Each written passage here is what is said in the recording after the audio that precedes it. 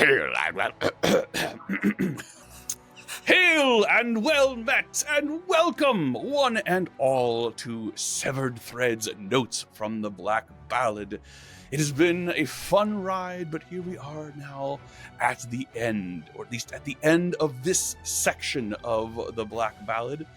It is a long campaign going from levels 10, potentially all the way to level 20, and the group here has just reached level 11. So there's plenty more to play, but this is the end of our little piece of it. Hope you have enjoyed it.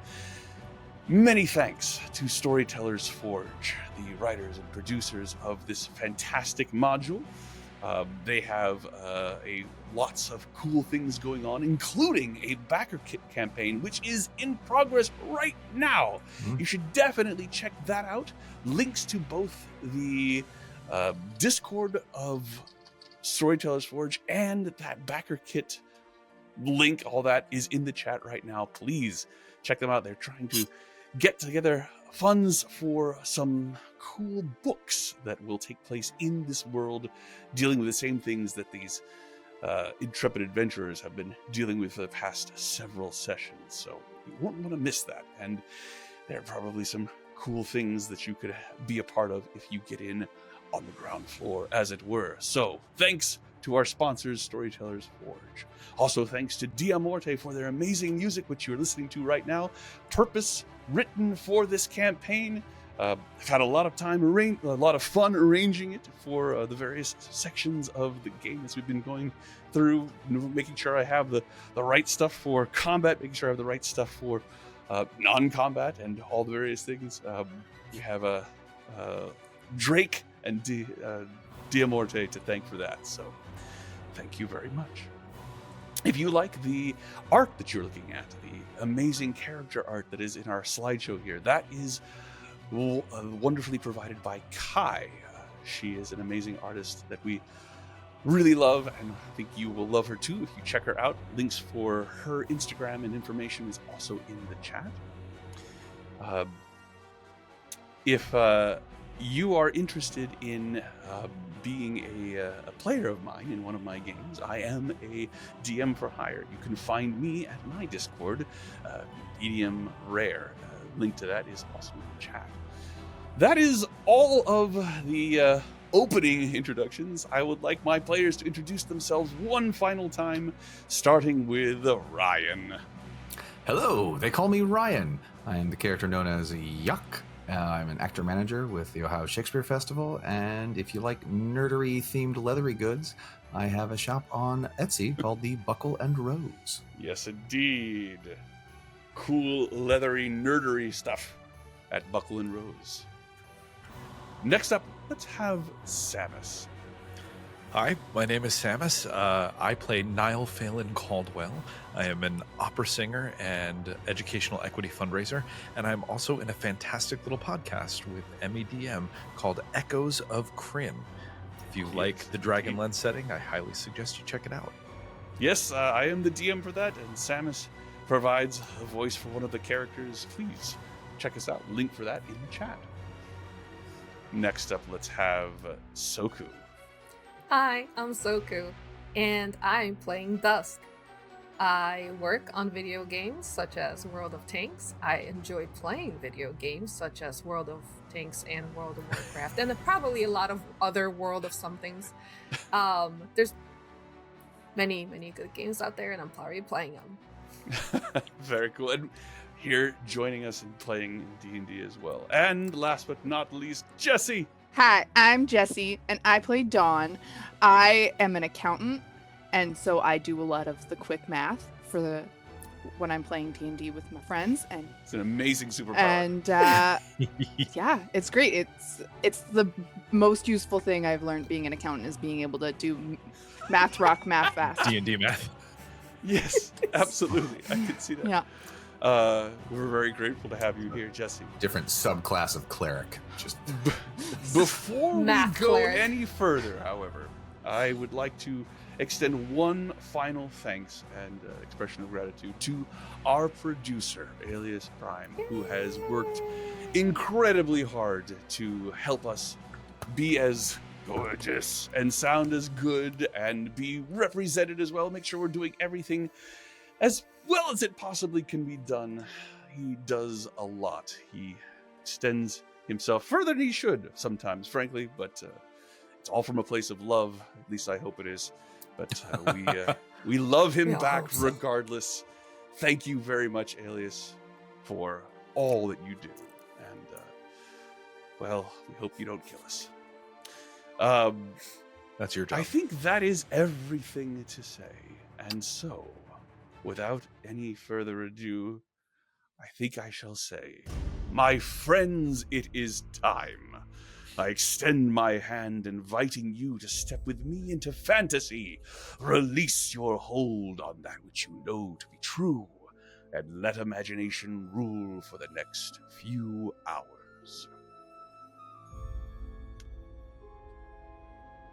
Last time, our adventurers, fresh from having lost track of their quarry, the individuals who fell from the sky, crushing their friend Corcoran Pebblemoss, a strange, crazed woman with blood-caked hair and weapons still embedded in her body and chains that magically extended out from her gauntlets. She and her enemy, apparently, a individual wearing very ornate leather armor with tousled blonde hair, the two of them in a lover's or death's grip embrace, crashing down into Nox Valar and crushing Corcoran Pebblemoss. The group gave chase to them along with the Nixian guard, but unfortunately lost them in the crowd. They were brought before the Godless monarchy, and the sovereign, Ashlynn, asked to give their account as to what had happened. They did, and once again made themselves known to the Godless monarchy, and as they were leaving, were approached by some individuals who said that more information was needed, and that if they were looking for something to do on behalf of this faction of warriors or workers or perhaps even rangers or spies even, they agreed to go back out into the Ashen Fields to see what they could find out about Kelsier and Janos, these two strange people who had fallen from the sky and seemed to represent two warring factions that are beginning to enter into the Sunless Crossing en masse, and creating encampments on either side of Nox Valar as they build their forces more and more as the souls of the slain warriors cross over into this demiplane, limbo, and afterlife. Unfortunately, on their way to gather more information, they were accosted by a fey creature who was apparently one of the accursed guard, one of these factions that had come with Kelsier, the strange blood-haired woman that they had chased earlier. Yanthazel was her name, a fey creature who had some history with Yak. After a fight, out of sheer spite it would seem, Yanthazel, on the verge of being defeated, snuffed out the life of Wynn. She was turned into a pile of ash. And while it seems that in times up to this point, creatures killed in such a way, souls destroyed in such a way, would return within 24 hours, there is some question as to whether or not that is still the truth. And so, here in the Ashen Fields, near the ashes of their fallen comrade, the party comes to grips with the fact that they are no longer in the presence of their paladin. My friends, what do you do? Yak, having previously flown in and landed on the spot where Wynn started to dust, he has sort of scattered the remains of both his friend, his dearest friend, and his most hated foe. And I'm scrambling to pick up the dust and try to put it into a pouch. And he's just muttering to himself while he's doing it. And he's just like, everything I did for you. Everything I did for you. I will kneel down and put my finger and thumb in the dust and rub it in between my fingers a little bit. And I will look up at Jack and say, who was she? We have to get her. We have to find her. We have to Jack, put her back. who was she?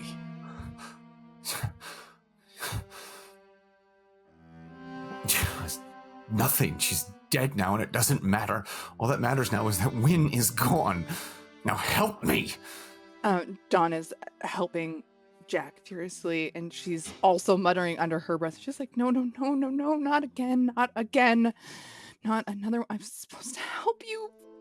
He just got you answers.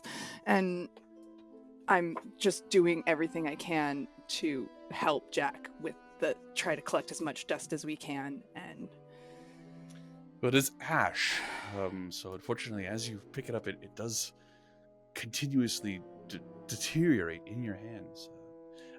The lock eyes. large greatsword, the Nixian blade greatsword, and the Shackleguard shield is all that remains physically of Wynn.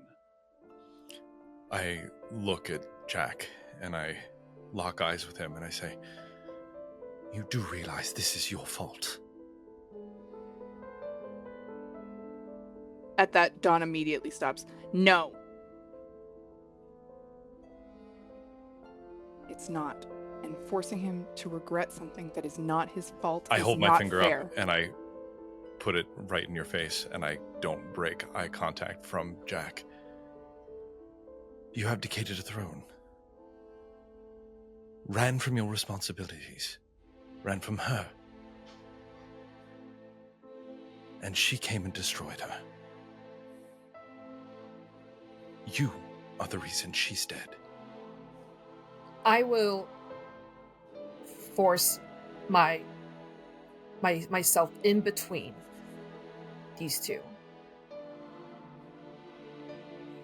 What he did in the past, while it might be regrettable, is not something that would have led to this, and we could have not in any way predicted this. Oh, bite my ass, you sentient menstrual cramp. This is his fault.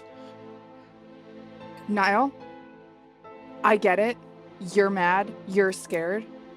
But attacking us isn't going to make you feel better. And making him feel worse about losing his closest friend isn't going to make anybody feel better. We don't even know who the fuck he is. Do we know? You were a wolf 3 days ago, like before we came here. We don't know who you are either. And yet we're still together. We still need to trust you. We all have histories before we met. It doesn't matter. What matters is what we've done together. And he had no way of stopping that. How would he know that this person would find him when we're in a place where we're already dead? What the fuck, Niall? And I'm going to grab Jack. And I'm going to be like, Jack, don't listen to him. He's right. No, he's not. No, he's right. Look, I died here just a little while ago. She'll come back. We just have to figure out what's happening to the people, where they are. Where maybe she's with Corcoran. That's the whole thing about this place, is that you don't die, you come back. You keep coming back. He looks pleadingly into your eyes, Dawn, knowing that you know a little more about just what it is to bring people back again.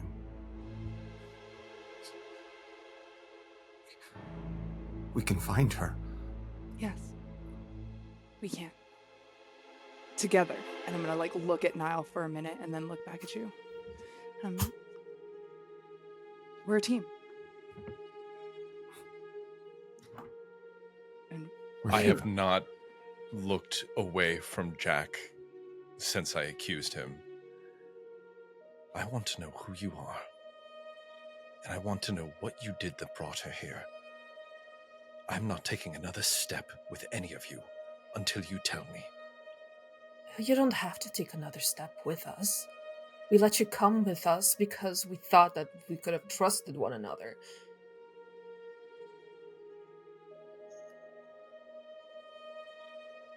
Are we all supposed to? Her name was Yantezul.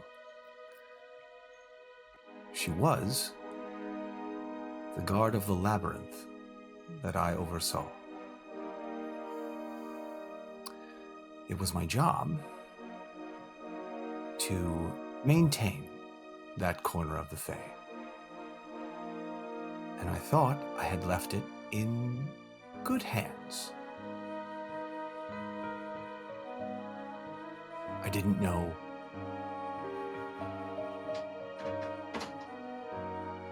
I should have assumed she would come looking for me.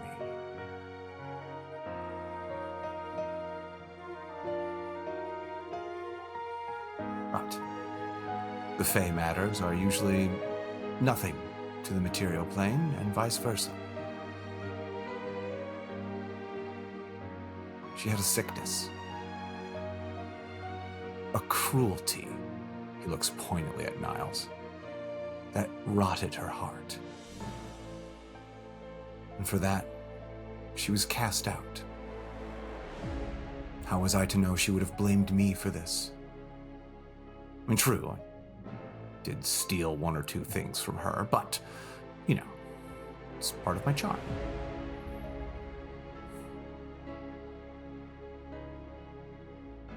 Looks back at Dawn. We're going to fix this. Yeah. Because we're heroes. Yes. And that's what we do. Yes. And I know that you're going to feel regret about what happened here. Use that to help drive you towards finding her. Use it. Don't let it weaken you. Move forward. Not. Of course. What? We can do this, and we're here for each other. We can do this. Let's go back to where we were when I died. It'll be an easy, close place for her to find. It was one of the places we were supposed to go for answers anyway. Right. Answers, then. Answers. We have 24 hours till she'll come back anyway. Right. So we have some time. We have some time. She'll think about how much shit she'll give us if we waste all that time not doing what we've promised somebody to do. So is that a suitable enough answer, you bourgeoisie puffed up baker bitch? I take a knee to the ground and I look at the spot where her ash gathered. And a tear falls from my eye. And I get very stiff. And I take a fist and I pound it into the ground where she died. And I bring my gaze to meet yours again. And then I wordlessly get up and start walking towards the junction. All right.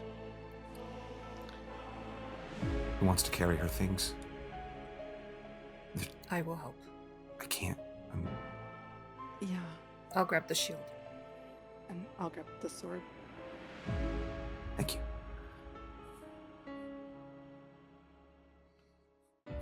To the junction. To the junction. On our way there, maybe you can tell us some stories that you think she would truly regret us knowing. Oh, so you mean all my stories? Yeah, of course. Happy to. All right. As you travel towards the junctions, a little less than a day's journey by foot away from Nox Valar, it's a far cry from what you saw before. As I described before, there's souls everywhere, some in groups being shepherded by Ashlynn shepherds, some just by themselves, sort of wandering around lost looking. You could see more of these void ravagers, the creatures that attacked you at Junction and seem to eat reality. There in the distance, you could see the Nixian guard flying overhead every now and then, scrambling to keep the souls that are arriving in the Sunless Crossing here safe from these interlopers. Every now and then, the sky erupts with more of these streaks of red light as these souls wreathed in red flame come crashing down into the Sunless Crossing, as opposed to the gentle golden drops that the forms you took when you arrived. That doesn't seem to be happening anymore. And occasionally, as these individuals arrive, they no sooner take stock of where they are, but they begin to fight furiously. You see these battle-scarred individuals. There's some that have a uniform that is clearly of the Legionnaires, and these others that are wearing these armor that's dented and battle-scarred. The shepherds and the Nixian guards are doing their very best to separate these individuals whenever they do fight. And then you can see in the distance on either side of Nox Valar these two camps forming.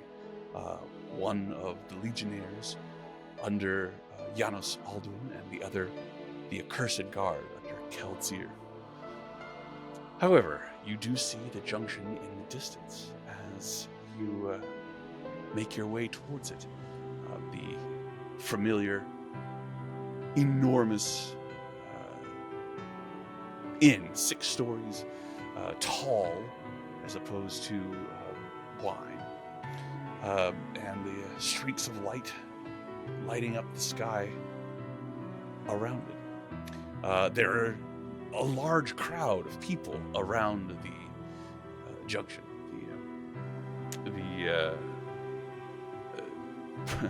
When you were there before, it wasn't exactly uncrowded, but now there is a huge throng of people. You see several Ashen shepherds trying to make orderly lines, and you see Kella Pern moving in and around these people, bringing stuff to drink, stuff to eat, but it seems to be quite busy, and not at all peaceful. But you do arrive, and there are people here as well, Kella and others that you could potentially question. One interesting thing you do notice is that, again, every race and creed from all of the various worlds and universes that touch the Sunless Crossing, variety of beings all here in death, but many of them have this strange vine-like red substance that's moving over their bodies. They're just looking down at it and grabbing it and ripping it off and sort of moving it to the side and just removing it, and as it does, it fades away and turns to ash as it lands on the grass. But you see quite a few of these individuals that have this red substance upon them. Does it keep returning to them? No, it doesn't. Once they remove it, it seems to be, at least it appears to be staying away. What's happening? Right? Did we come at a bad time, or is it just me? This is, as terrible as things are here, how awful is it wherever all these people are coming from? I mean, it must be a world-ending war. DM, are either of us aware of either of these factions from the real world, or is this a conflict that we think exists? You've never heard or seen these. The one thing that you can get the impression on all these fights you see, they have there's a lot of eldritch blasts being used. You've certainly seen those. That is not necessarily the purview only of warlocks, but the fact that so many of them are using this sort of greenish black energy that forms in their hands and shoots out seemingly an endless supply of it. It would seem to indicate that nearly all of these individuals are some form of warlock. Okay. But you see all these people milling around. Kella does see you, and she waves and says, "Oh, it's so good to see you all again, but I'm quite busy. I'm afraid if you are looking for accommodations, you're going to have to wait, and I would just as soon leave the things open and for those who are newcomers. But we don't need if, accommodations, we need answers. And if we can help you as you walk, we would appreciate the information we can relay back to headquarters. I'm at my wit's end. I am working so hard to make sure that everyone is cared for. I don't even have time for that. But if you have questions, there are plenty of people around here to ask. I dare say they will know as much as I do, if not more. Point of order, DM. Since we took us the hour to walk to the junction, could we have taken a short rest? Well, if you're walking, you're not resting. Okay. Just I checking. mean, if you're sitting on someone's shoulder, you probably could have done That's a good point, yes. yes. I have ruled in previous games that if somebody is riding, they like in a wagon or something, they could potentially long rest. So if you just like laid out on somebody's shoulder, then I would that's say hilarious. Yeah. Oh my could god. potentially get a longer. Dawn would let you use her shoulders to rest. Oh my god, I love that because I'm like the size of a small child, so that's just amazing. They just like, carry me. Please. My best friend died. As you're having this conversation with Kella, a shadow looms over you, and you turn to see one of the more bizarre creatures you've ever seen. Some sort of insect-like creature. It has a total of 6 limbs, but it carries itself almost like a centaur, with its 4 back limbs being its mode of transportation, and then upright as it comes up, and its 2 front limbs being its main manipulators. But its face, 2 enormous bug eyes and an insect-like mouth with mandibles and antenna, has a decidedly praying mantis look to it, but it looms over you. And as it does, there is an amulet around its neck that has a blue stone that begins to glow. And you all hear in your mind, "Forgive me. I could not help but overhear that you had questions. I was listening to various people. I think I might have some answers for you." That's very It's kind just of you. me. Who said that? I'm Dawn. It is pleasure to meet you, Dawn. I find that most people such as you have difficult time pronouncing my name by moving air through their face meat. Most of the other humanoids I have encountered see fit to call me Ikilik. Ikilik. It's very nice to meet you, Ikilik. Did he just say face meat? I think Yeah. he did. Wow.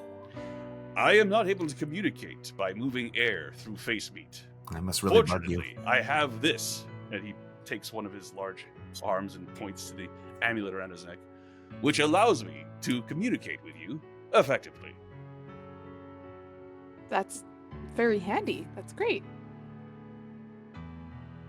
Thank you very much, Kella. We'll let you get back to it. I think we found somebody Yes, to help thank us. you. And she's gone. Did you need anything?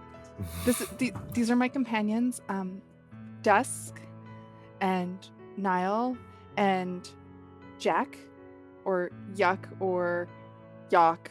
What is it today? What is it in this hour? Q. Q. The ja is silent.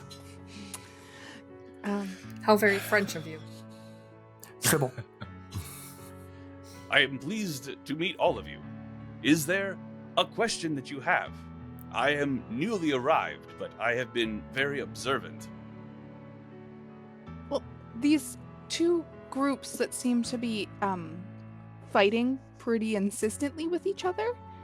Have you heard where they've come from? I have. Both of them hail from a land known as the Shadelands.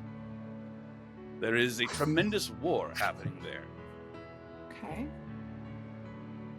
It is What ruled is it that- by one known as the Accursed King. The Legionnaires and the Accursed Guard hail from the Shadelands. They served it once, but they are now embroiled in a war with one another.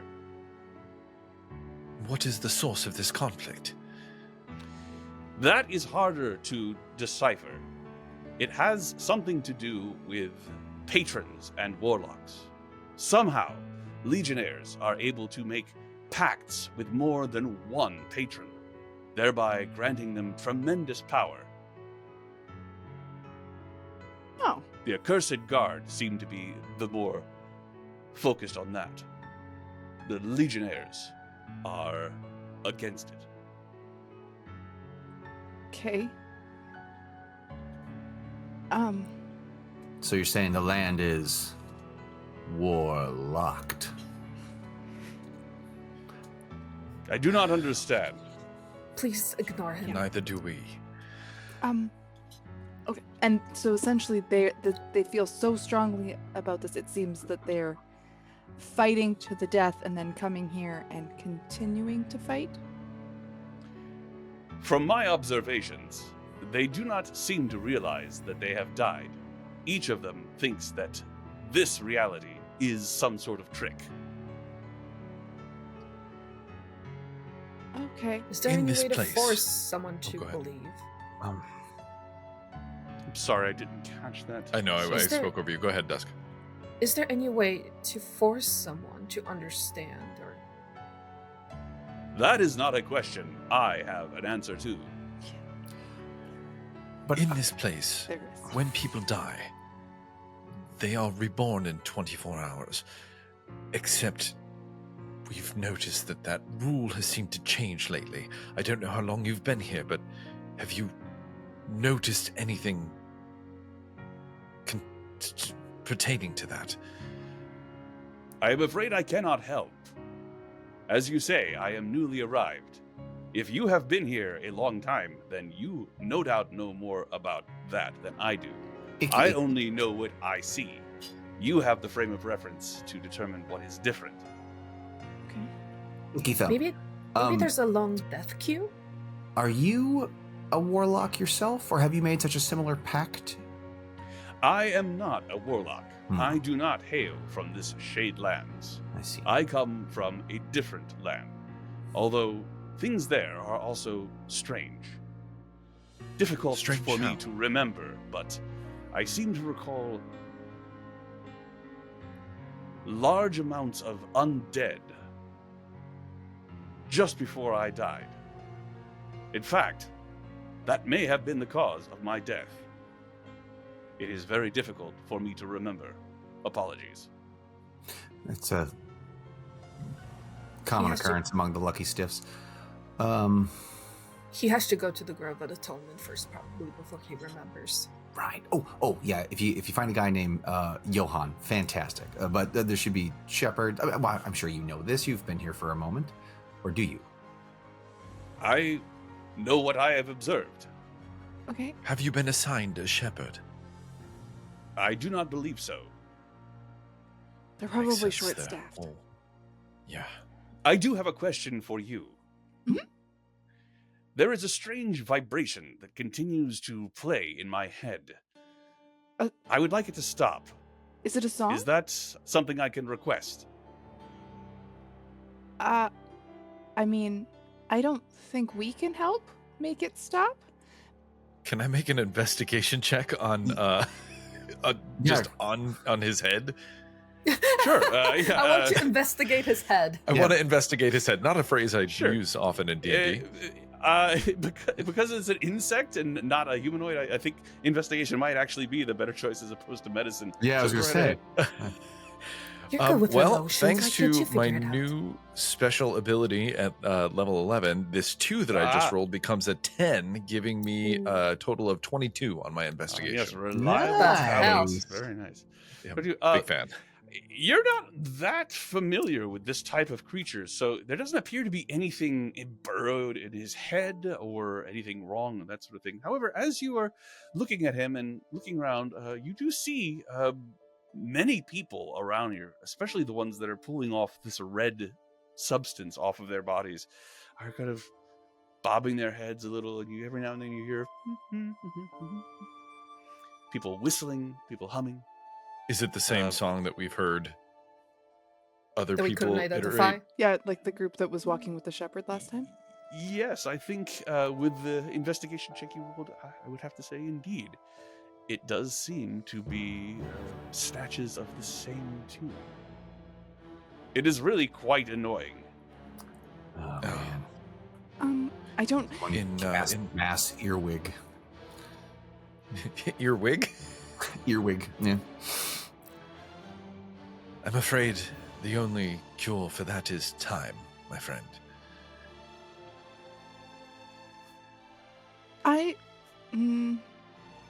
Very well. I'm curious where this song is coming from. We don't seem to be humming it. Like, have I noticed any of my friends humming it over the past little bit or anything? You have not. Okay. I mean, at least not to the now that it's been brought to your attention.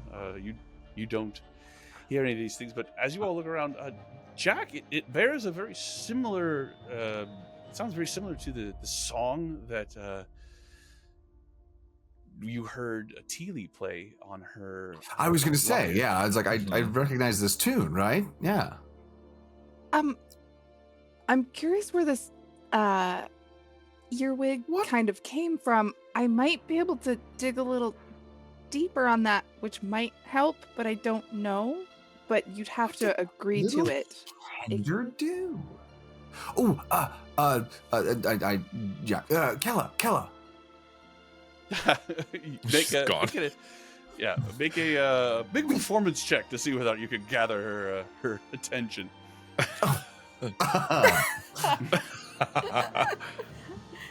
Let's see here. I'll roll a clickety clack. That'll be a so that's a 5 on the die. Oh, good God, that's great. However, with my plus 12 to performance, it's a 17. All right. So, what do you do to get her attention? Just chicka. Oh, good. So my screens went crazy for a second there, and I just go. You see me That's like the performance. What's that? That's the performance. No, it's just can't you hear me yell? You're putting me through hell, killer. And then You're still on my shoulder. thank you for the extra height.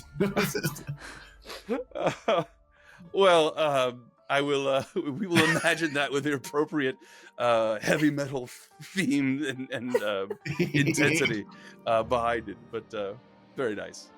Just imagine it in this tone. Yes, there we go. Perfect. It has its desired effect, and Kella does begin to make her way back over to you all, wiping her hands. Yes. Are you hearing music right now? Outside of my dulcet performance I just did. No. Okay. Several of the patrons are discussing. There's this tune, this little earwiggy tune that seems to be bugging everyone, and it's from a. I'll go into details later. Is there a way to remove that through either magical means, or should the junction? Honey, I'm afraid I have no idea what you're talking about. But I just remember that you're so versed in your arcane knowledge. I just wondered if perhaps you knew of a way that we could help Icky over here. Oh, well, there's magic, of course. If he's got some, I don't know that is a serious enough problem to really. I'm really quite busy. Fair point. Kella, do you know the Thank you. song that everyone's singing?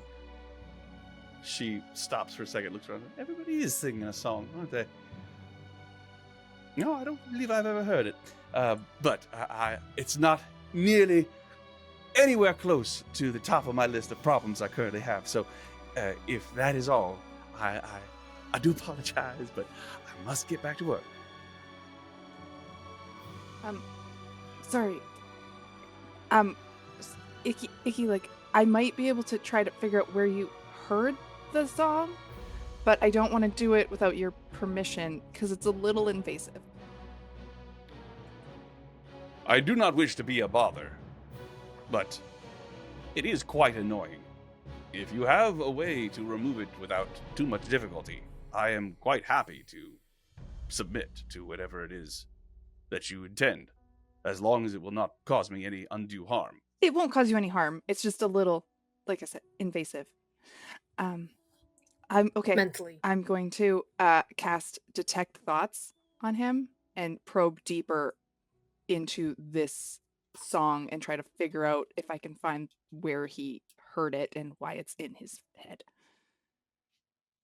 All right. He does allow you to do that. As you begin to probe through this strange alien mind, it's segmented in ways that do not make sense. The logic part and the emotional part are not nearly as intertwined as you've experienced with other humanoid minds. They're extremely segmented, and come together in a more of a geometric pattern as opposed to the usual melange of color and emotion that you normally feel when you're looking through thoughts. However, you do find the source of this tune, and you are able to hear it. It is very precise and incessant. It sounds like this. And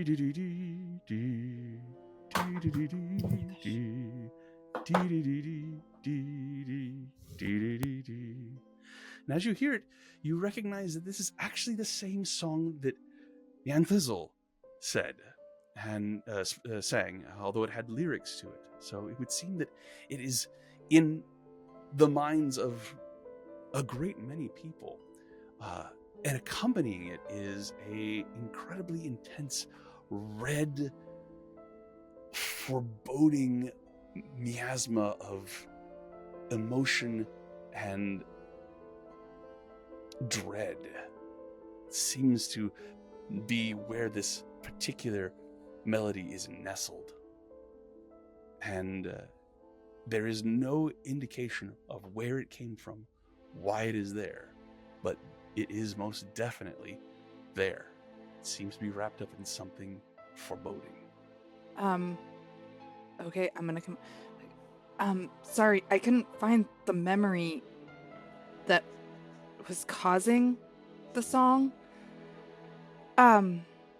So I can't modify it for you, but I'm sorry I can't help you, but I appreciate the attempt.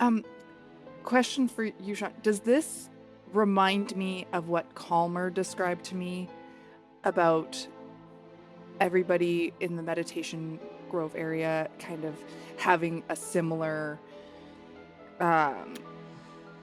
dream where they feel like they're being chased or running from a big foreboding red kind of vibe? Does that Possibly. Is it triggering a similar? There's certain, you haven't seen what Calmer and the other people in the Garden of the Still Mind, you haven't seen what they have seen, you haven't dreamt what they have dreamt, but based on what Calmer said, it could be something similar. Could I make an Arcana check to see if I know of any kind of magic that would relate to mind infestation or mind control along these lines? Sure. Okay. 8 on the die becomes a 10. That's an 18. An 18. Magic takes many forms. You've never heard of anything like this in the prime material plane, but it is certainly possible. It's better to say that it is that the various magic by its nature is malleable and can be changed and applied to a great many things. So it is certainly possible that it is somehow being used in conjunction with this music. But I have concerns at the number of people who are falling prey to this. It's like it's so tied to an emotion. It's like it's not in a memory, it's in an emotion.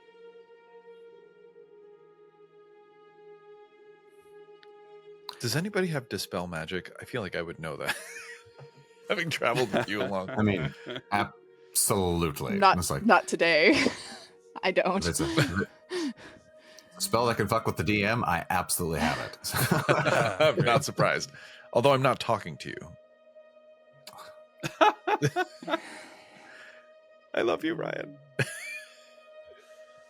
I typed an apology to Ryan as a player in 3 different places after Niall came for him. And I haven't read a one of them. I bet. Perfect. I bet. I love it. So Ikilik continues to stand nearby if you have other questions for him. But there are potentially other people you could speak to. Guys, I guess we need to they wanted us to look into if there's a way we can ease the conflict peacefully. Do you see how I they find do that that? highly unlikely. I am While not. while the politics behind this conflict do not necessarily make sense to me, I think it is quite obvious to see that the two sides hate each other with a passion that will not be easily undone. That's kind of the We vibe. start with information, Dawn. If you want to throw yourself in the middle of the conflict, rest in peace. I did not say I want to throw myself in. Calm down, honestly, Niall. And I was saying that if we're looking for information, that's where we should. That's what we were told that was the hope. And so gearing our information searches in that direction might be helpful. Or if we don't think that's possible, what is our plan? To find information on how to undercut the two armies so that we can go back and give them a heads up on the way to do that? But I don't think, I wouldn't mind starting with the shepherds. If there's another one here who can tell us a little bit more about what's been corrupted, we might have an information as to what this conflict is doing to this land. Ikilik, have you heard other Yes, people dog. saying from the places they're coming that they saw that there was a larger number of undead before they arrived here? Or was that just your world? I have not heard anyone else speaking of it, but there are certainly people you could ask. Because what if what's happening here is also... What if when you die here, what if they're showing up somewhere else? I also am wondering if maybe them all dying with the same emotion is maybe overwhelming everything else. The anger, the hatred. Or maybe Yeah. they're all dying from a similar cause. But, what if the people who remember, people are dying elsewhere and coming here, but what if when people are dying here, they're going elsewhere because of whatever's Into other happening? realities? I don't know if there's an extra undead other places, and there's so many people killing each other here with this conflict. Maybe the system's breaking down. I wonder if maybe one of the shepherds will know what happened when there were other wars. I mean, wars are happening all the time. Right? Do I we feel like see that's any kind other of the bread and shepherds? butter around here. Make a perception check, please. Niall? 22. You do see another shepherd. It seems that these staves that you've seen, they seem to be a badge of office. And you see a woman with platinum blonde hair that is in a braid that it goes almost all the way down to the small of her back. She's dressed a little bit more smartly than Johann was, but while her face is young, there's a wisdom in her eyes. Skin is very pale, and her eyes are a luminous yellow.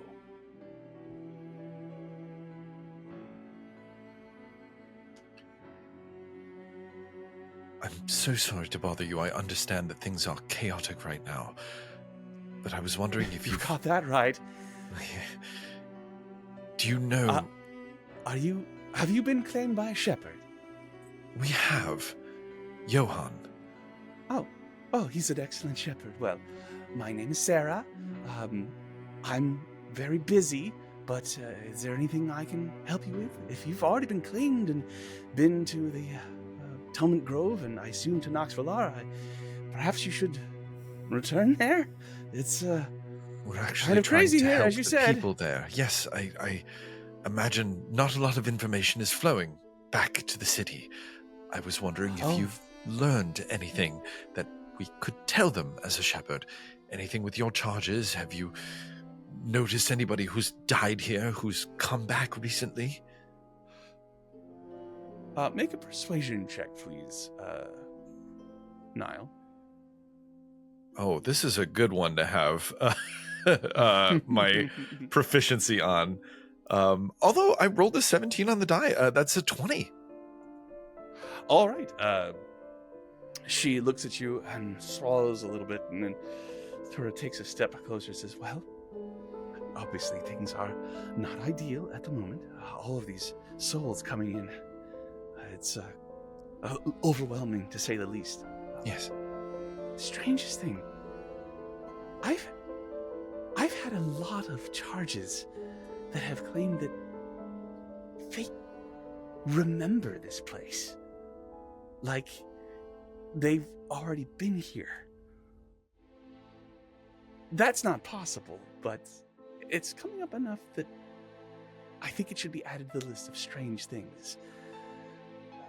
Is there anything that they have in common? Well, they're all arriving with this weird red stuff on them.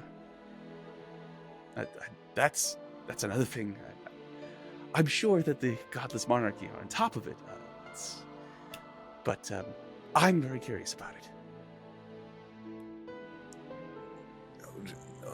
Anything else? Have you? When does this red thing manifest?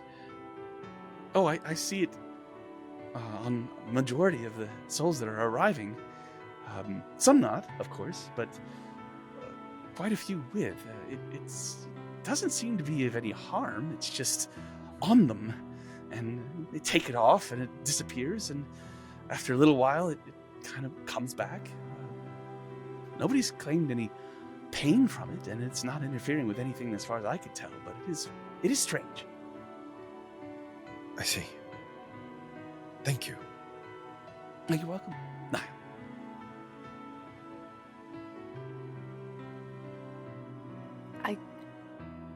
I could potentially try to see a little more information from one of these people with the red on them. I was going to see if I could actually investigate it if before they pull it off. All right. Can we find someone who is about to pull it off and stop them? You see a dwarf, an elderly dwarf, but he still looks like he's got enough vigor, and he's ripping off bits and pieces of this stuff. Just this blasted stuff. Does anybody? What? Do you know how to get this off of me? I can help you remove it, but do you mind if I just look at it for just a brief moment?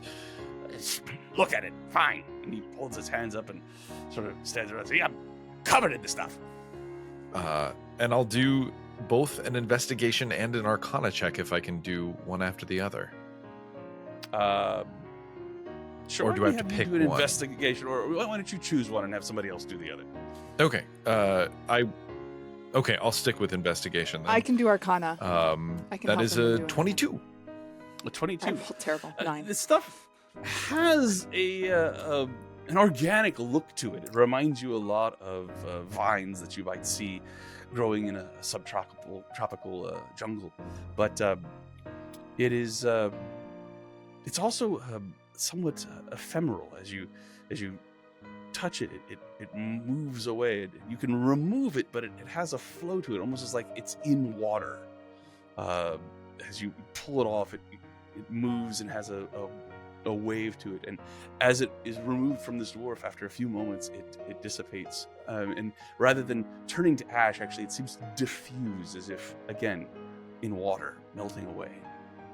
I'm just gonna try to see if I can take a piece of cloth or something and capture it before it diffuses and Indeed. have it wrapped. Your best efforts are met with failure, as Okay. it seems impossible to hold onto the stuff after it is removed from an individual. I'm sorry, Don, what did you roll? I rolled a 9 on my Arcana. Well, you've never seen anything like this. The fact that it doesn't appear to be causing any problems makes you think that perhaps there's nothing to worry about. But Oh, I don't for trust the it. 9, I'm afraid that's all I could tell Every you. time we've decided something isn't anything to worry about here, it's really bitten us in the ass. Yeah. So, But this time, you're sure it's nothing to worry about. sorry, where did you pick up this red stuff that you have? It was here when I got here. Okay. Do you remember how you got here? Do you remember what happened to you to get you here? Oh, yeah, there was a bunch of undead that came into my village. They formed a battle line, kept them back, destroyed the bastards.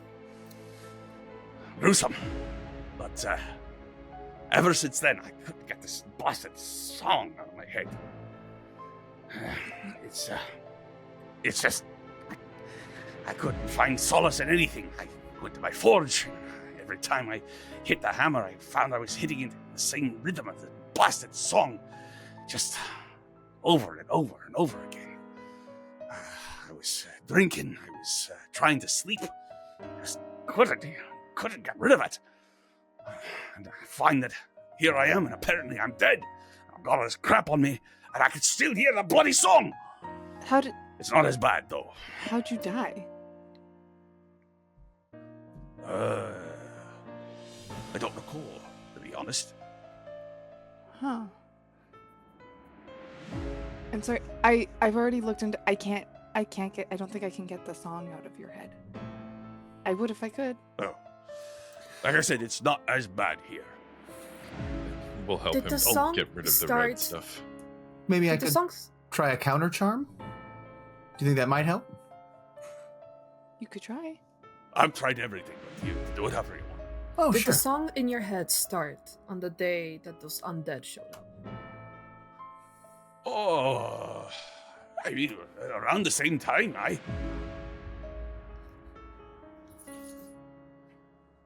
Okay.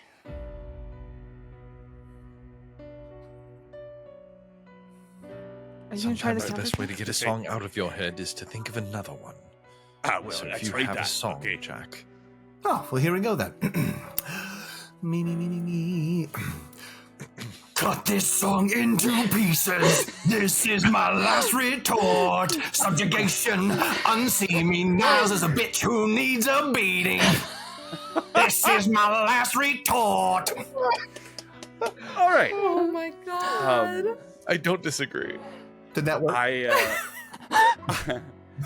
Even as you were singing this song, you cannot help but there is a little bit of this melody that you've heard over and over again. It's certainly not invading your mind as it appears to be some of these other people that are here at the Junction, but it is nevertheless there. You find it creeping into this song somehow. I don't know that I'm gonna try and reproduce it, but it is there. Like as you finish the song, you finish the retort, you play a little lick, and it's and you weren't expecting to add that, but add it you did. Is that better?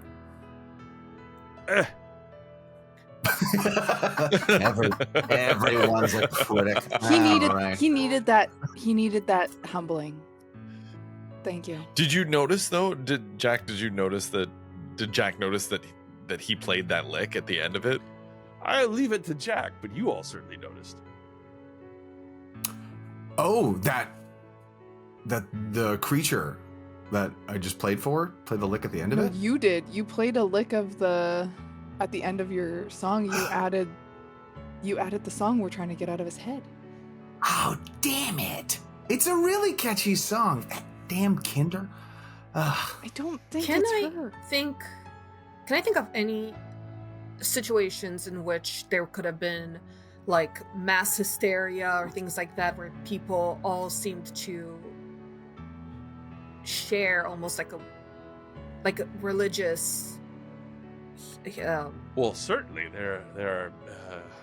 I'll let you make a history check, but mass hysteria is something that has infected people through numerous societies throughout history. Across the millennia. But like, I feel like there's. Okay. 19. A 19. You've heard of mass hysterias, you've heard of mass curses, mass charms, all that sort of thing. All that could be a possibility in terms of what would be happening here.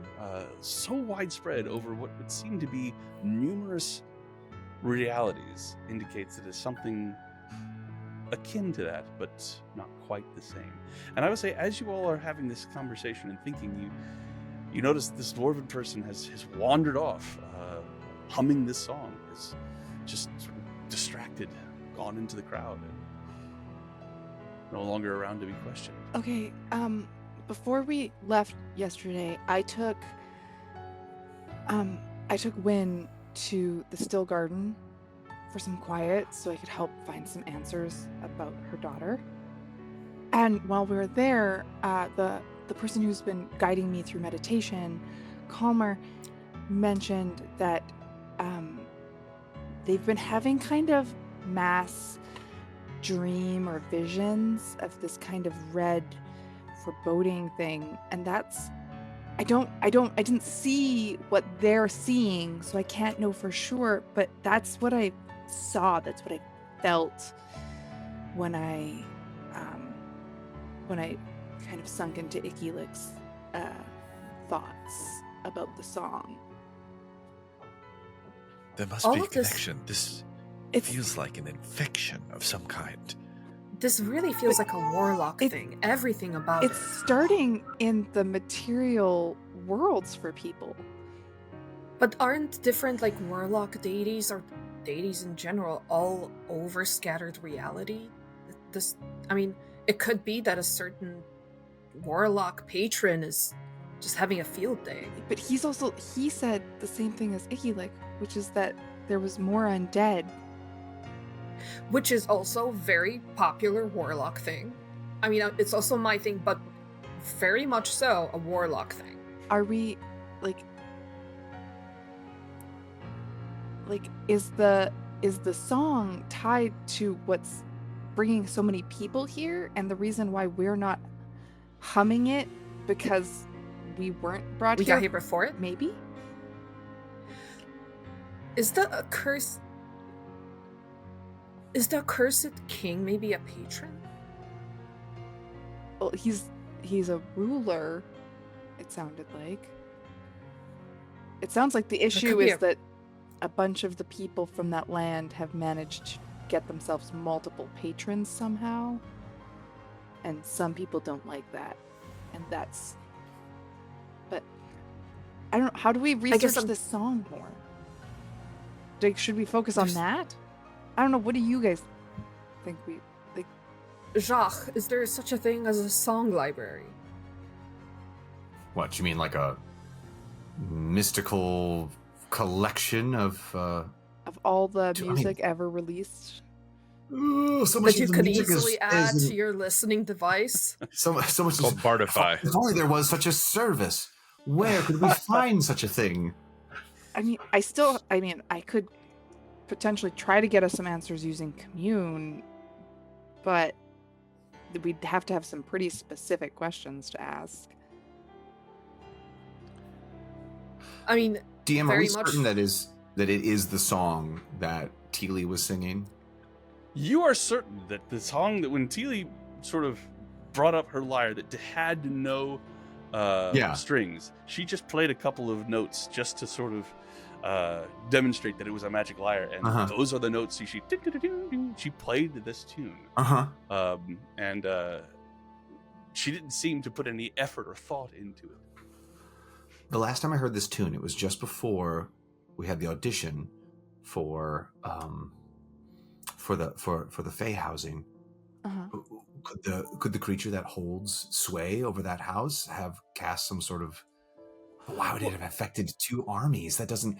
I mean, admittedly, the Fae have been known to, for lack of a better term, fuck with shit.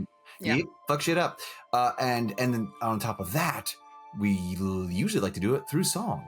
So, But didn't she also didn't you say that, because you had asked her how she got here alive, and didn't you say that she said she just sang a song to get here? I mean, yeah. Was it this song? Did you ask her about the song? To be fair, I was more focused on myself, which I feel like is a very honest thing for me to be. Very on brand, Jack. Thank you. It's pronounced uck. At any rate, a few more questions. You come to the conclusion that while there may not be a causality, there is certainly 2 things in effect here. This strange vine-like tendrils of red power, and also this song, and talks of undead, and bizarrely, souls that somehow remember being here, as if they had been here before, but couldn't quite remember. Perhaps they dreamed of this place. Fewer of those, but there definitely is something going on as far as that is concerned as well. But after several hours of gathering information and compiling notes, you don't think that there's much else to gain here. And if you want more information, then you have to brave visiting one of these camps. Should we brave one of the camps, or should we could? Well, if we go to the accursed, I'm just going to burn it to the fucking ground. Well, I was going to say, if we're going to do one, we should go to the Legionnaires, because the guy seemed at least like he wasn't threatening people and being like aggressive towards random people. He was actually like seemed quite sorry and yes, and really he was like contrite. he seemed more he seemed more like, so sorry, can you help me find a way to hide, as opposed to show me where to hide or I'll rip your head off kind of vibes. So like they seem like the slightly more reasonable. Or other option is we go back to Nox Valar, share the information we've gathered. We could stop by the still meadow, and I could potentially see if Calmer would let me do a little jaunt into his memories to see if it's the same red scary thing before we go and share the information. If we could. Where are the camps compared to where we are? So you are about a day's journey away from Nox Valar, and the 2 camps are not far at all from Nox Valar. They're within sight of the city. Are they on the way? Well, not directly on the way. You would have to, if you make a beeline to Nox Valar. But kind of like cut in that direction regardless. Yes, in that same, Yeah, because the junction is on the outskirts, and then kind of we have to. Okay. I definitely think we should check in with a camp, at least. I imagine they were very helpful and made like signs or banners or. I'm sure they'll be super welcoming for random people walking up to their camp. Is my concern. Like one side's wearing all blue shirts, one side's wearing all red shirts. Is that? Yeah. So we should. Well, kind of. I mean, they did have like a. Yeah, they did have like no. Go ahead, Chant. Yeah, the accursed guards seem to have more of a military look to them. They have more armor. Almost a lot of them almost seem Knights Templar like. The ones that you fought with. So the Legionnaires. Lanthazel. The accursed seemed the more militant group. Well, more traditionally militant, at least as far as their silhouette would be concerned. Okay. I mean, do we want to try to go to the Legionnaires and get some information from Janos? I mean, he at the very least recognize us, probably, but that might also not go great for us. I mean, we didn't end up doing anything to them, really. I mean, they got away. I mean, I did force him to kneel. a little bit. What? But Hey, no kink shame. Not even gonna. I don't know. He seemed to have some sort of weird vibe. They had him and Kelsier and that lady. They had a weird vibe. They wanted to kill each Oh, other, yeah. but I'm pretty sure they wanted to have a romp in the sack before they did. Well, Let's go and ask. You could certainly do that if you wish. Just walk up to Janos. Hey, did you want to bone Kelsier? Yes, please. Be honest. That's a great that. first question. Be honest. Yeah, we're very curious. Okay, so get stuck in. You know what I'm saying? You know what I'm saying? All right. hit up the Legionnaires first. Yes. I think Alright. that's the wiser course of action, yes. Very well. Again, it will take about a day to get there, so I would assume that you all take an opportunity to rest here. Although you cannot rest within the junction, you can certainly find a place nearby. Yeah. There are quite a few of the Nixian guard around, making sure that this place, of all the places here in the Ashen Fields, remains safe. So you're well protected. Does anybody have anything they wish to do or say while they are attempting to get a long rest? I imagine Jack and Niall are at like opposite corners of the the patch of Like every now and then one discordant.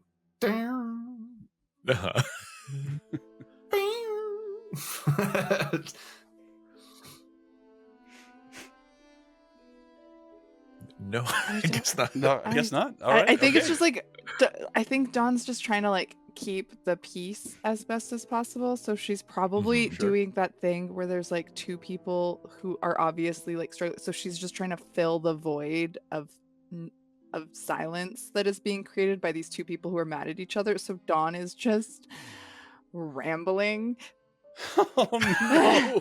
Just nonstop, just uncomfortably like, oh, this will make it better. If eventually I'll just say something that will bring the group back together. So I'm just gonna uncomfortably talk about stuff that random things, just like stories. The most cringy just of all super cringes. cringe. Oh my God, I just love trying to make everybody feel more comfortable and failing so bad at it because she's not Right. used to like actual internal conflict with this group. Right. And so she's right. just like, I'm gonna Lots of awkward fix it. laugh moment. Love it, yeah. Dawn. Oh. Dawn. Yeah, You're doing that thing again. what thing? Whenever you are stressed, you don't shut up. Am I talking a lot? Yes. Okay. I know it's been a while. I used to comfort myself by scratching Niall's ear. And I think I I wouldn't- think he'd stab me if I tried it. Yeah, I wouldn't do that.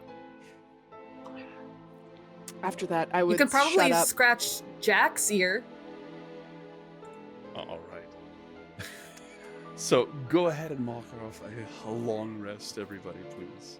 So, Dusk, since you're in the make your own friends business, if we were to deal with an undead situation, would you have sway over that? I'm just like, obviously you've got, you're talking stick and whatnot, but like, I've seen you exert control over one or two individuals. How many could you feasibly control at one time? So I can at most control my... Oh my gosh, where's my proficiency going? Oh, 4. Oh, good. So if I kill Niles, that means you have No. two more. What? No, what? What? No. Do you want me to start talking again? Oh, God, no. No. No, I'm sorry. I'll just go to sleep. Look, I'm not even exactly sure how that works here, because I technically do need a humanoid corpse, but those don't tend to be very feasible here. Oh, wait. And then are we Are we undead? still technically Oh, God. If I can't make you into a corpse, then I guess so. I mean, You haven't seen any corpses since you've been here. because they all turned to dust. Indeed. Yeah, But- this skill of mine is That The only corpse you see is the one that is hanging out on top of the Staff of Dread, currently just scratching his head No, but because absent-mindedly. that Jan because says- Johan is a skeleton, and Yep. and that guy's. But that Jan lady person, I wasn't able to like connect with her. I wasn't able to have a heart-to-heart connection with her, and that usually only doesn't work with undead and like machinery. So she was undead, I think. Okay. Does that mean we're undead? Have you been able to connect with anyone since we've been I here? haven't tried. Don't do it to me. You actually have. You tried on Nile and failed. I did that's a different one. That's the Well, that's not fair because that's- Niall's dead inside. that was my Oh, I got you. Same empathic different ability. awareness. Okay. I'm talking about my bond of empathy, which is like a heart. One is mind, a little more mind emotion and emotions. The other one is more less. Got it.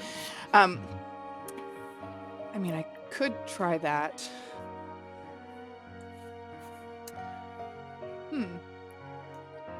Will this require you talking more or less? I could stop talking and do it. I'm gonna attempt to use bond of empathy with Jack. Because Niall scares me What more. does that look like?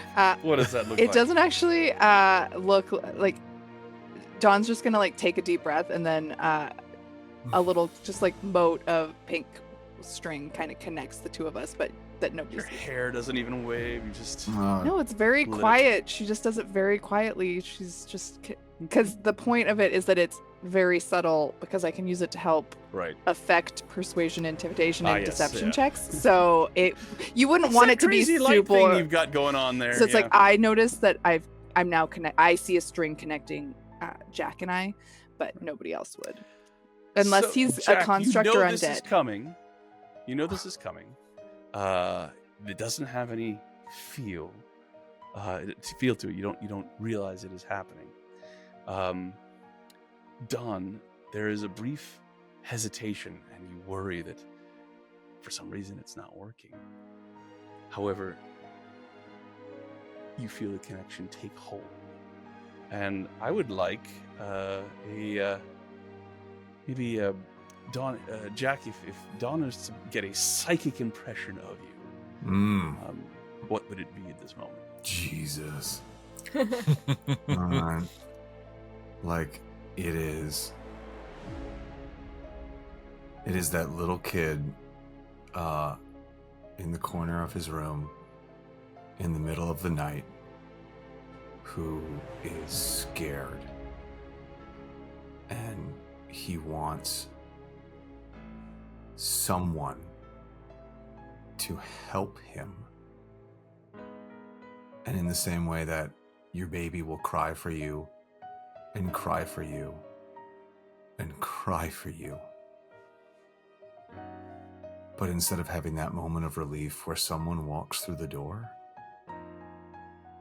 he's just sitting there, alone, in the dark. I hate that so much. Getting that impression, Dawn would just. You guys would Jack just probably looks at me notice there's some tears actually rolling down her cheek because she feels it as if it's her own emotions, and she's just going to get up and she's going to just hug Jack. Found the oubliette, did you? And she's just going to hug you and say, and not say anything. And she's like, well, and then after a couple minutes, she's just going to go, well, I don't think you're undead. Yay! So this hug, to reiterate, there's quite a size difference between you and Jack. When you Yeah. do this It's like somebody hugging a child, and Yeah, she's yeah, hugging. yeah. She's hugging him as if he's a child who needs comfort. Watch the wings! Well, you all begin your long rest. However, it is interrupted as you see the familiar form of Johann making his way. Have you seen a small fairy like... No, I see you're busy. I'm sorry. I'm looking for a blue-skinned tiefling. She... oh, I see. Yes. And eventually, his eyes do find you and comes over to you all and says, "Ha ha! There you are! Where's Wynn?" She's gone. She is currently displaced, which I'm sure you have all the answers for. So, what brings you here? Well,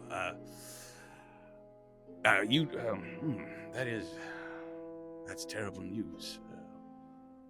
Why is But it- she will return, no doubt. We just need to be patient. And, I will definitely make sure that there is an awareness amongst the Ashen Shepherds. When she does return, we will escort her to Nox Valar post haste. But it's not as good news, I suppose, now as it was, but I do have good news. You are aware that the Feast of Shepherd is upon us. Right. Corcoran was inviting us before the unfortunate incident. Right. Yeah. And some time has passed. You recall that after you had your meeting with the Godless monarchy, some days passed before you were contacted by the Pale Horseman to come and gather this information. So, indeed, you are closer in time to the Feast of the Shepherd. And Johann pulls out a letter and he passes it to you. I'm going to show it to you here, but I'm going to also read it to you in the voice that it is written in. So, it is a simple piece of scroll paper, but there is a watermark on it that seems to represent the tree that you saw in the center of Nox Valar, the Etherwood. And then there is a seal that has been broken that has the symbol of the Sovereign upon it, the Godless mark. And it says, "To our newest arrivals, perhaps the last souls that fell naturally into our realm, well, as naturally as a violent death normally is." Wait, scratch that. Ignore that last line, please. I'm used to simply writing in my journal, and not with this enchanted quill that pens everything I say. I am inviting each of you and your shepherd to the Onyx Requiem as Valen and my guests of honor at the Shepherd's Feast tonight. I'd like to imagine... No, we have much to discuss about current affairs, but we first want to offer you a sincere thank you. You did lend your assistance back in the Ashen Fields and drew steel in our name, after all. It is the least we could do. I look forward to seeing you. Ashlynn, Sovereign. P.S. It's a party, so wear what you will. While fashion for these things can get a little obnoxious, you will be spared judgment from others simply because you are, well, my guests.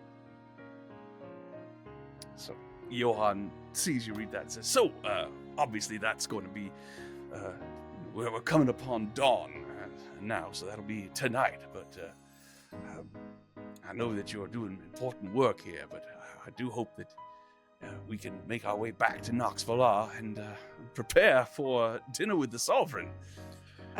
Johann, with everything that's happening, not that I don't want to celebrate you and all the amazing work that you and your shepherds do. I appreciate that very much. Does a feast feel appropriate with the chaos that's happening right now? Oh, well, he looks around and says, It's difficult to imagine canceling such a festive occasion. Things are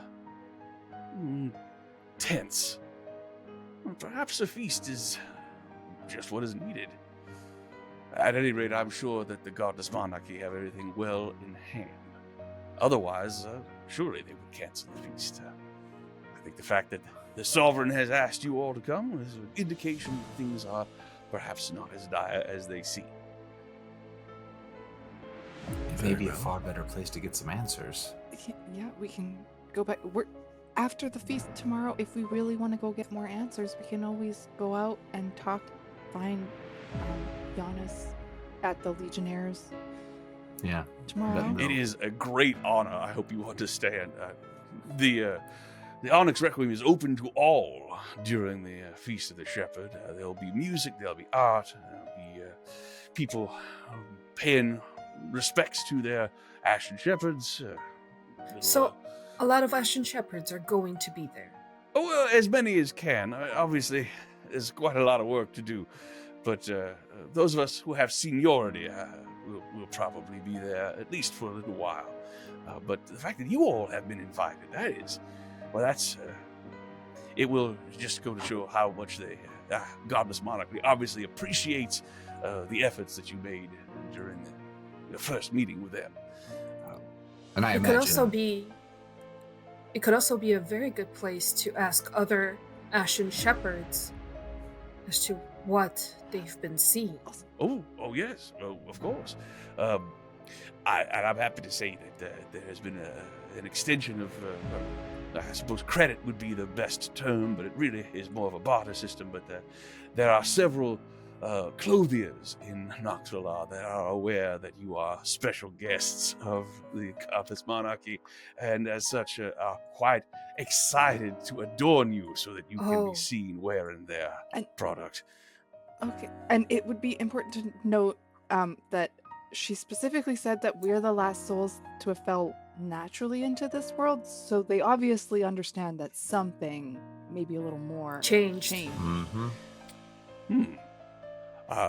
Well caught. Or maybe they have questions for you as well. At any rate, I am looking forward to buying a new hat. Don't forget to transfer your feather. Mm-hmm. Oh no, of course. I'll treasure that feather for all time. Now you look concerned. It'll be all right. I'll always son. look concerned. I assure you. Since he's been here, we've already figured out his facial traits. I mean, he looked pretty concerned as a wolf, too. That's true. I'll take He your word already for it. was having... Let me give you the gamut of his emotion. This is Miles upset. Niles happy. Niles perplexed. Guys, we literally just kind of found, don't make me cast calm emotions. Sorry, I can't Johan, keep character. Are you walking back to Nox Valar with us? Yes. I will escort us back. Shall I summon some You all look horses? tired, and we should rest. Hopefully there's no more tornadoes. Oh, God. No more tornadoes. I guarantee that our trip will be uneventful. Or woe But nados. rest now. You all look like you could use it, and my goodness, it's always a shock to lose a companion, especially two. But she'll be in so back. short a time. She'll be But back. She will be back. They always come back. They always So- come back. Rest well, and that will be where we take our break, I think, Ooh. friends, as we are moving into the next part of tonight's session. So it'll be a 5-minute break. Before we do, I want to make sure that you all know that there is a giveaway, 2 giveaways going on. If you go to the Discord channel for Storyteller's Forge right now and type in the name of the stream, Severed Threads, then you will be entered into a giveaway to receive some cool stuff from Storyteller's Forge.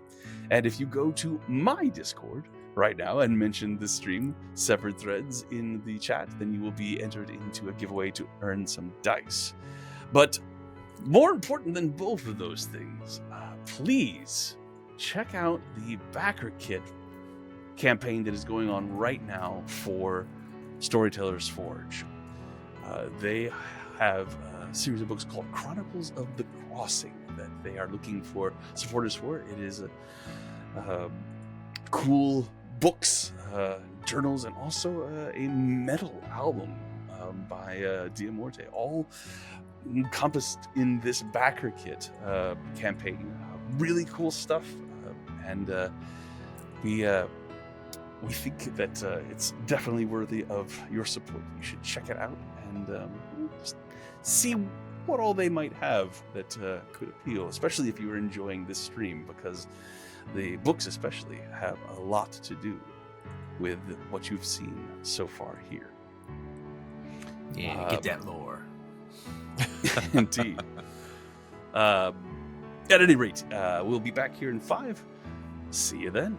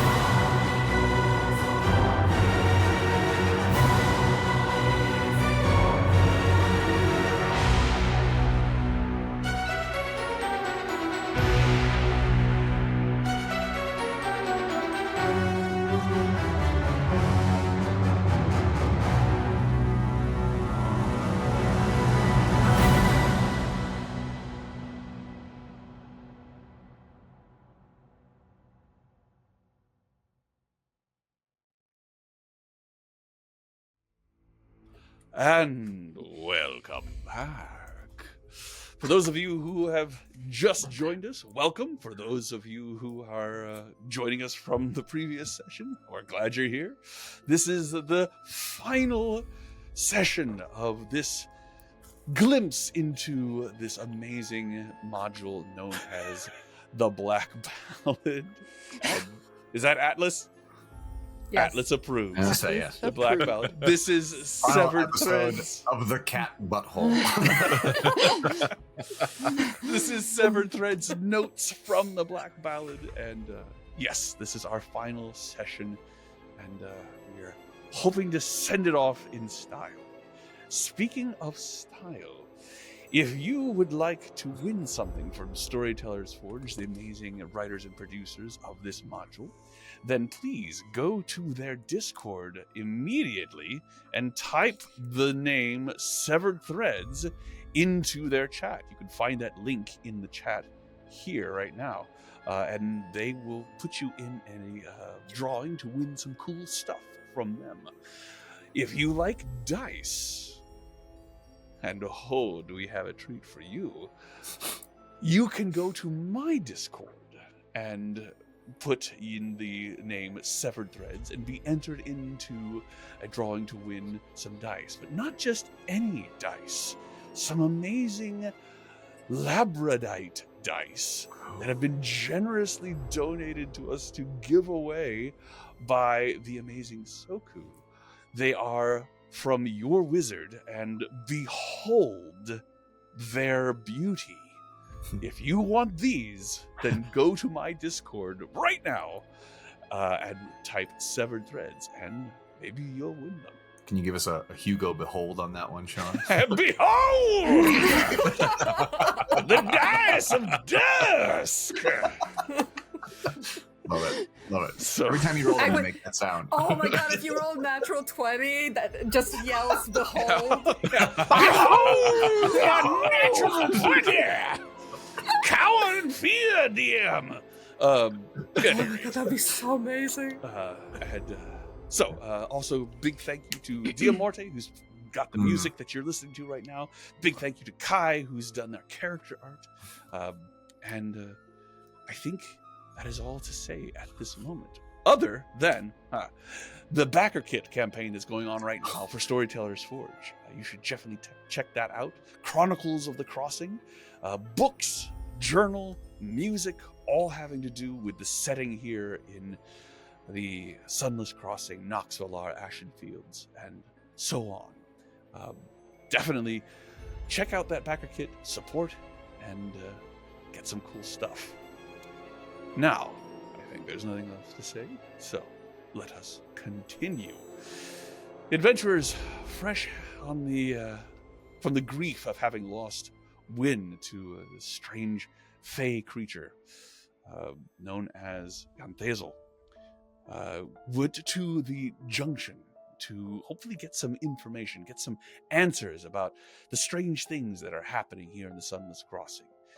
They spoke to a bizarre insect-like creature named Ikilik, who told them some of the things that he had been listening to or observing. Apparently there are two factions here from a place called the Shadelands, something having to do very strongly with warlocks. The two factions, the Accursed Guard and the Legionnaires.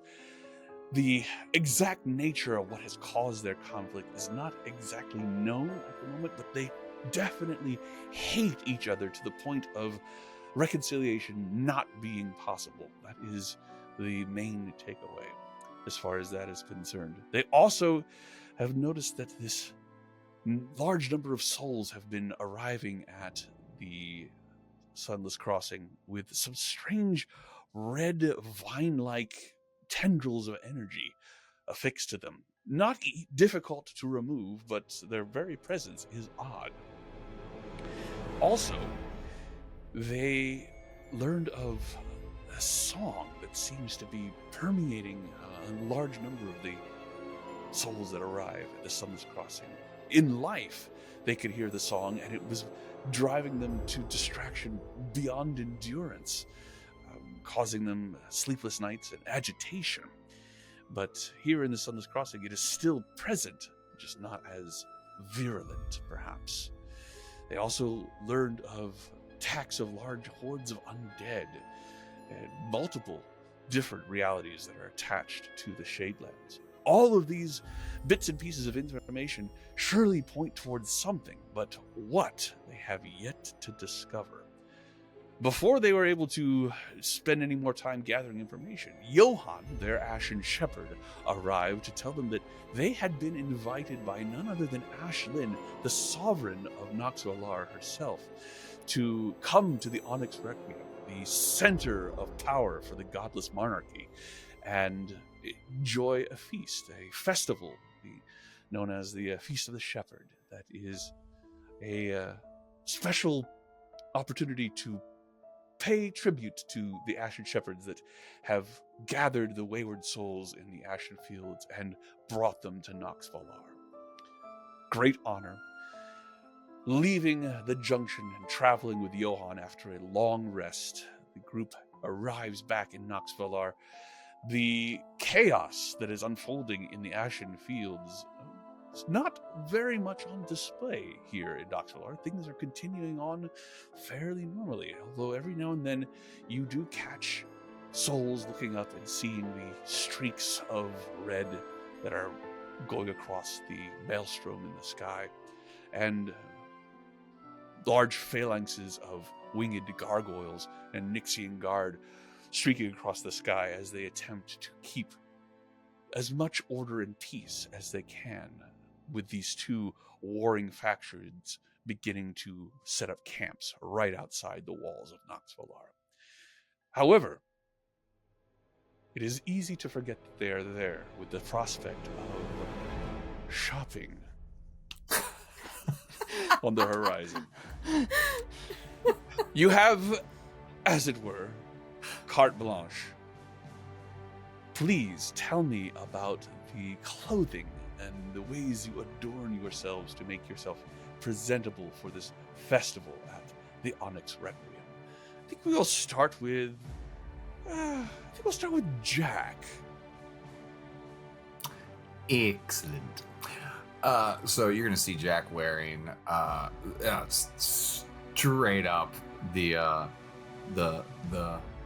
ballroom David Bowie outfit from the Labyrinth. It is like silver buckled, knee high, black boots, pants so tight you know his religion, and then like this,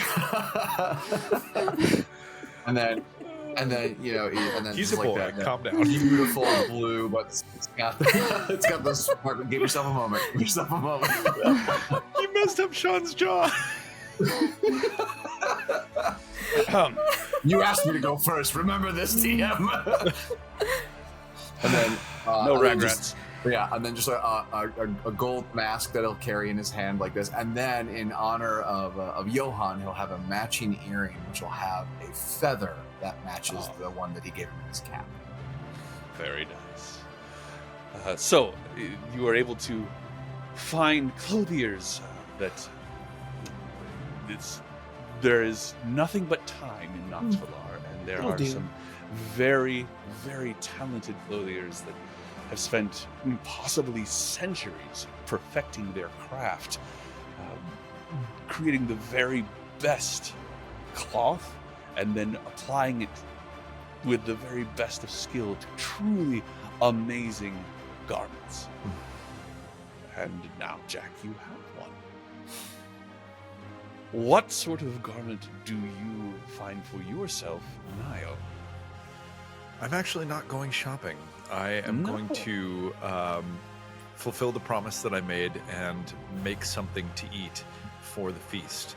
I'm going to make a showstopper cake. It is a dark chocolate Chambord cake with fresh raspberry filling, but it is also going to be, the base of the cake is going to be the Ashen Fields, and it is going to have a sculptured Johan, who is going to be reaching out to a soul, and I am going to make the likeness of Wynn. So it's going to be Johan reaching out to grab Wynn's arm and lift her up. My. Do you cook this with Vinny at the tenements, or where do you make this? I will grab the ingredients that I need from the casino. Okay. But if I feel like I have enough room at the tenements, I will cook it there, and I will save the scraps of the pieces that I carve off for Binny and anyone that she wants to feed them to, because it tastes the same. It's just not part of the cake sculpture. And I will grab at the casino a clean white chef's garment, and it will be pinned with just a simple bone pin. I'm sorry, when you said a chef's garment, all I can think of is 99 banana cream pies. But very nice. So you are literally going to this feast as a chef, as chef. Mm-hmm. Got it. Right. Now, Dawn. Dawn would probably, much to her sister's chagrin, find something incredibly simple, just like a pale gray or cream dress, probably that has like a little bit of a flowing arm situation, long dress, kind of flowing. It would come in at the waist, and then to try to like appease her sister, she would probably get some like dark blue and green, like a belt situation that just adds a little tiny bit of flair to her very simple outfit. But then she would also readorn herself with her earrings and jewelry that she would normally have had that wasn't enough of an attachment to come with her into this life, for her horns, like her horn caps and the chains that connect to her ears and everything like that. Just Nice. readorn that way. But in general, keep it fairly simple with just the dark green and blue belt that kind of tips her hat to her sister. Uh-huh. Well, speaking of that, I'm excited to finally be able to reveal some full body art again done by Kai, our amazing character artist. But before we do, would you be so kind as to describe what it looks like? So, Of course. So, Dusk being, of course, more of the flair of the dramatic, unlike her sister, who wanted to be very plain. What she ends up getting is this dress with a very low cut line. And the entire dress is this very, very dark blue, almost black, with these silver stripes going vertically down the entire line, with a full sleeve that goes up to the end, and from the back, a similar, almost sheer, striped cloak kind of hanging gently behind her. yes, indeed. And now, here she is in all of her glory, just dripping with style and sophistication. Wow, enough to cover all of you. As you prepare yourselves. With a lot of bickering going on between, you can't just wear plain! Why not? It's fine. She said I could wear what I want. Nobody's gonna judge me. I'm judging you! You judge everybody. Each of you who do spend time with a seamstress or a tailor, they all seem inclined to maybe give a little extra something, no charge, just to sort of put their signature on it. Dawn, the small gentleman, very thin and just a wisp of hair, but eyes, glasses over his eyes that are incredibly thick and make his eyes appear large and bug-like. Looks at what you're wearing and says, "Are you sure there's nothing else that you want for this incredible, great honor?" No, I'm quite happy in this.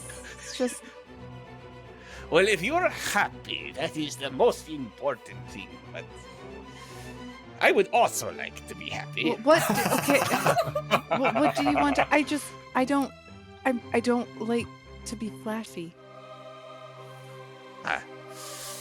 Perhaps a scarf? A scarf? Sure. Yes. Sure. A scarf? A splash of a complementary color. The belt? But... The- yes, a sash then. Not a scarf. Okay. Yeah. In like blues and green? Dark blue green? I was thinking of something more contrasting. Something just vibrant and exciting to offset the rest of it. Okay. You're getting red. I have a beautiful blood red sash with flecks of gold in it and silver fringe. Would that be acceptable? I mean, I usually wear gold jewelry, so Perfect. But do you have anything in like a bright? I usually have something that matches my sister's color and like the color of my tattoo.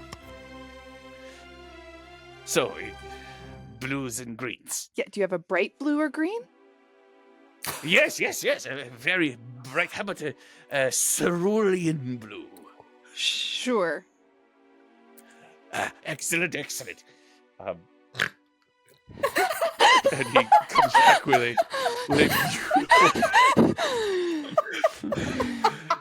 with a beautiful sash that has this beautiful pale Ringing sky endorsement of a salient as sure. Dawn doesn't want to, but she also just wants to make this person happy. That's so what he's much counting on. That Yeah. she's like Absolutely, so. It means so much to her to make him happy that she just goes with it. She's like, yeah, sure, great. You're not taking the lessons you've learned from Calmer into your actual life. No. That's fine. We'll get there. Baby steps. Anyway, it is, of course, as you like and you feel comfortable, there is this one bright splash of color that definitely stands out. Will make you easier to spot in a crowd and perhaps let people know that you are indeed your sister's sister as far as style is concerned. Jack, the person who's working with you, could not be happier. An enormous half-orc woman with incredibly dexterous fingers as she says, I have wanted to do something like this for so long. If only you were bigger. Could you be bigger? I'm afraid it's going to get lost. I suppose I could be. Let's see here. Really? Well, yeah, I go ahead and cast Enlarge on myself. Oh, it even works on the clothing. Look at how huge those buttons are. Oh my god, and the pants are even tighter. This is amazing. How long can you maintain this? I'll say, It's like 20 minutes. yeah, right. It's concentration up to a minute. But So, just as the seamstress is going with a pin to it, and we're adding the final touch. I'm gonna. Oh. Well, it was nice while it lasted. perhaps we'll just make it out of a fabric that stretches. I've got something like that. I don't know if it's stretched that much. How big do you get when you cast Enlarge? I say, so I think it's just one size up from where you're at. All So right. yeah. So I Still go pretty from little. a small creature to a medium-sized creature. All right. So, yeah. Better than Nothing nothing. ridiculous. Too bad. That would have been hilarious. Could you do it yeah, right. twice? What's that? Is there an upward limit? It's Exponential concentration, so you can only cast it once. I mean, I don't know that. Look, I can keep doing it. It's just, look, as long as you're happy. Look, tell you what, we'll do it on the walk in, and then that way we'll get the full Yeah, show. pick moments, important Yeah, of moments. course. Yes. Oh, trust me, I always know the right moment to enlarge, so don't worry. This is out of control. I'm excited. You're So is the he, only one. apparently. All right. Does anybody have anything else they wish to do before attending the party? Are we meeting back up before we Yeah, that's essentially the Love it, meet, love it. meet back So- up before you go, or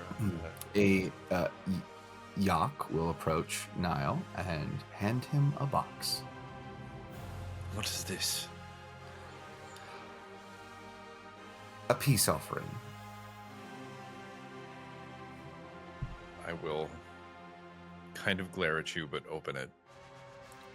Inside is a suitably Niall black chef's jacket with silver thread on it. And then embroidered above the pocket here is a lovely little word in Sylvan.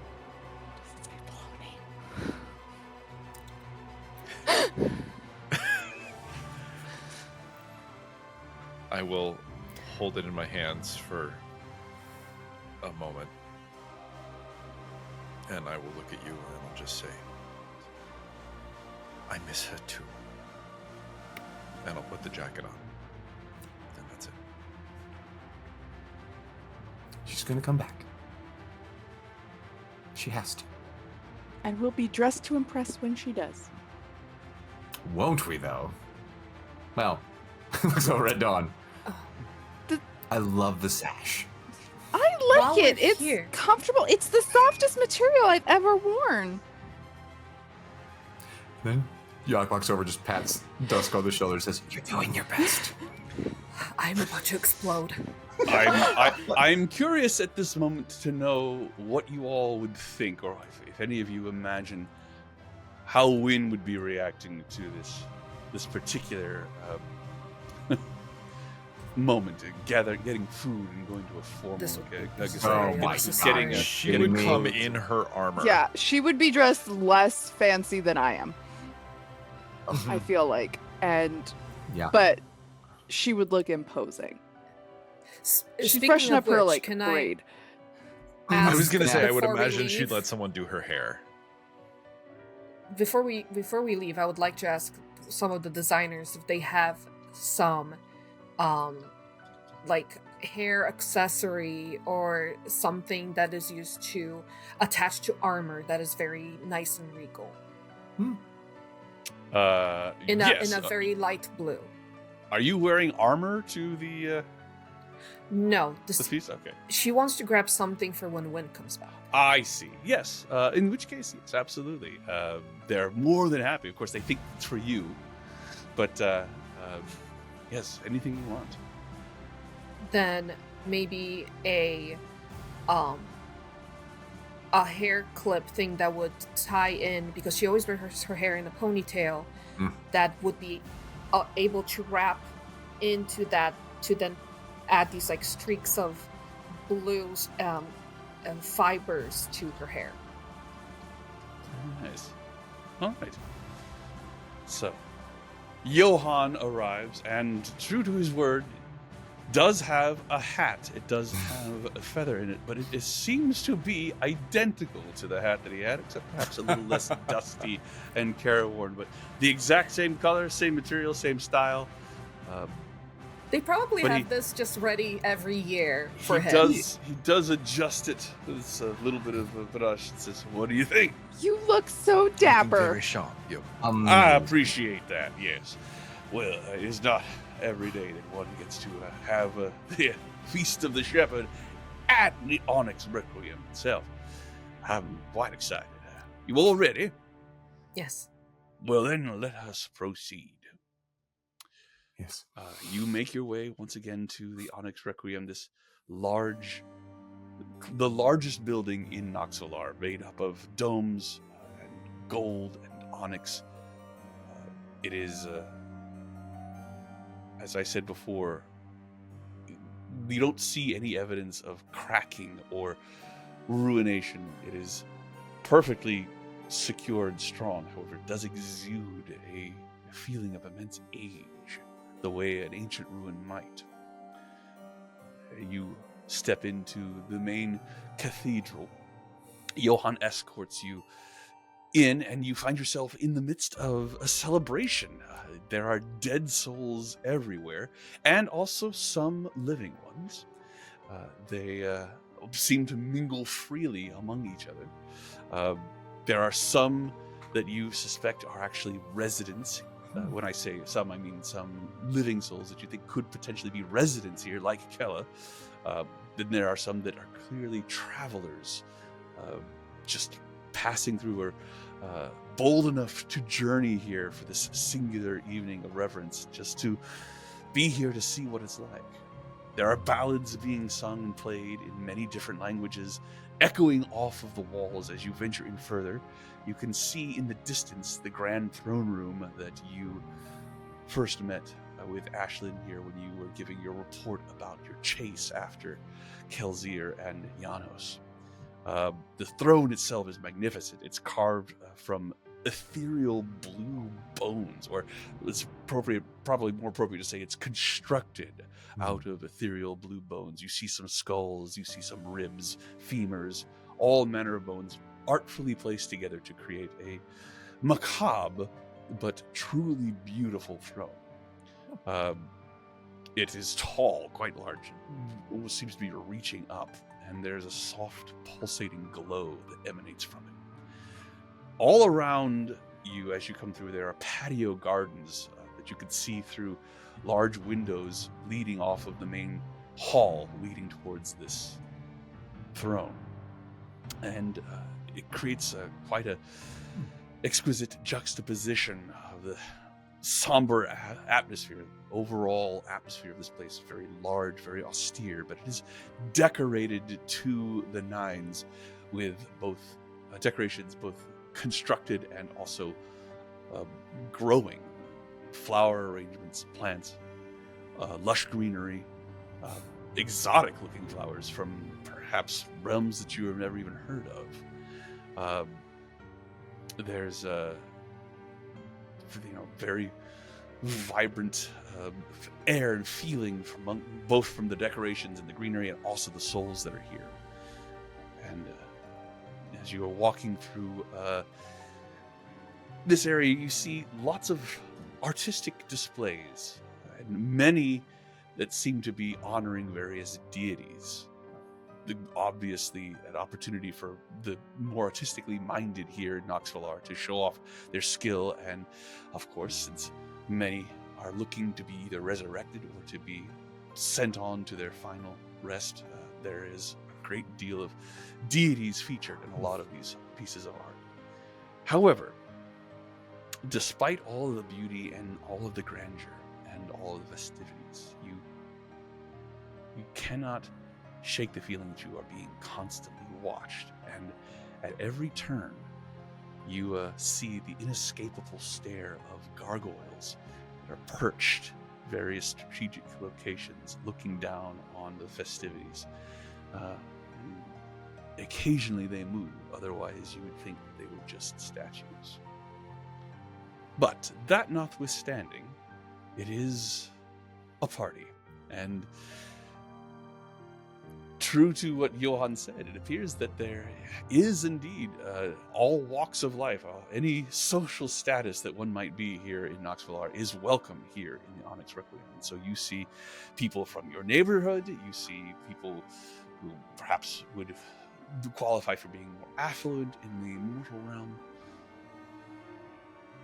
As you move through, there does seem to be a sort of a natural hierarchy that has formed itself, and most of the nobility, as it were, is closer to the throne as opposed to where you are right now, which is more of the common folk. However, as you come in, there's a big deal is made of Niall's cake coming through, a truly fine offering, or not necessarily an offering, a honoring of Johan. And as you step in, there is a servant that comes forward and says, "Is it your intention to have this available for everyone, or would you prefer it to be presented at the feast?" At the feast, and certainly for everyone. I had built it large enough to give everyone at least a small bit. Well, you understand that the feast, when I refer to the feast, I mean the sovereign's personal banquet.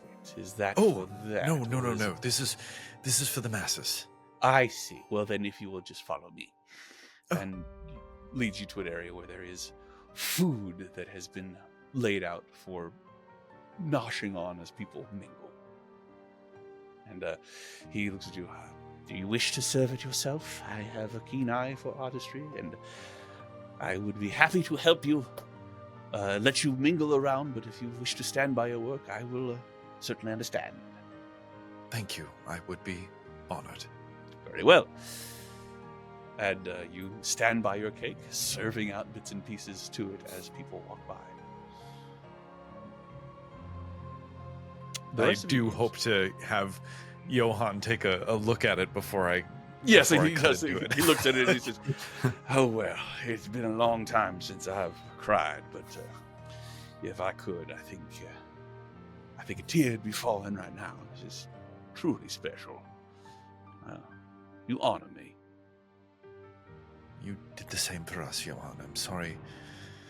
I was a bit coarse when we met, but I am grateful for you. Thank you. It means a lot that you say that. And just between you and I, you are not even close to the most coarse individual I've had to shepherd. So I'll have to work on that then. As he takes a piece of the cake, he says, I need to go find a bucket or another plate or something. Excuse me. And yes, of course. try to figure out a way to eat this cake without it falling on the floor. You see some individuals walking around, and occasionally you get the impression that a couple of them are trying to get your eye, any number of you. Do you wish to mingle, or do you wish to stay mostly with yourselves?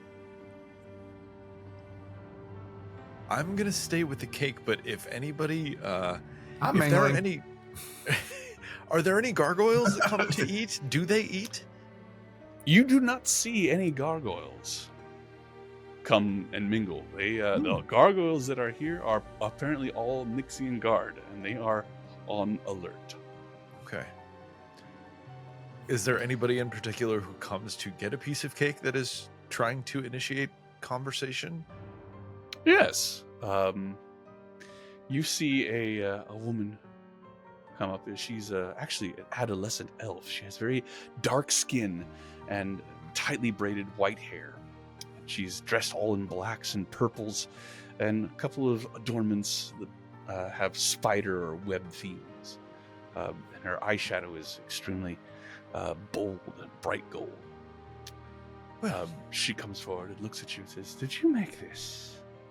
I did indeed. Don't you look lovely? That's kind of you to say. My name is Elise Martingale. I'm with House of the Sovereign. You are Niall Phelan Caldwell, are you not? I am indeed.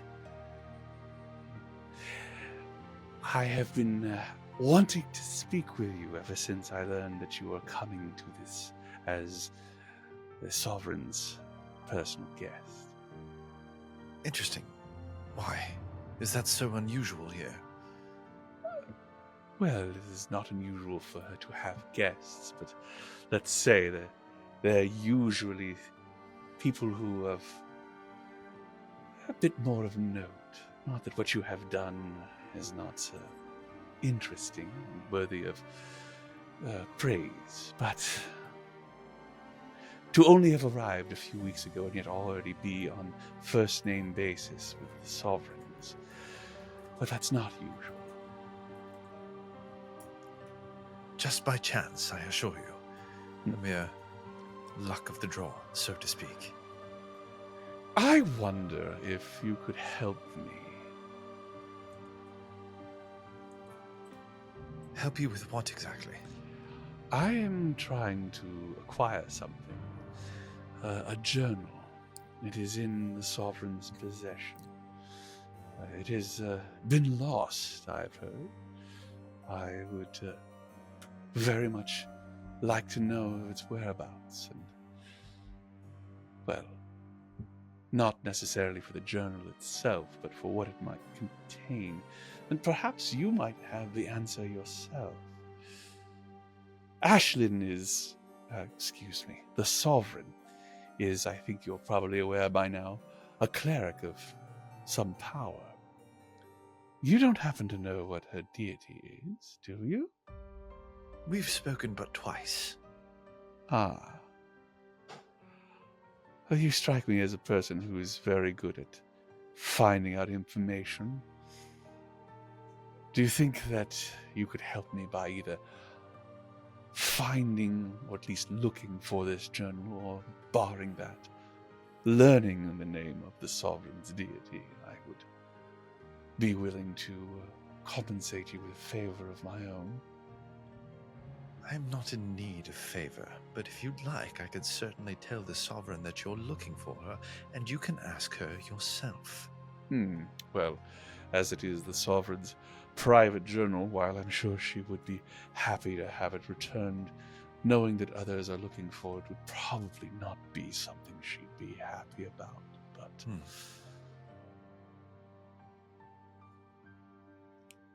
Is that a no, then? I don't know you. I don't know who you represent. I don't know who you are.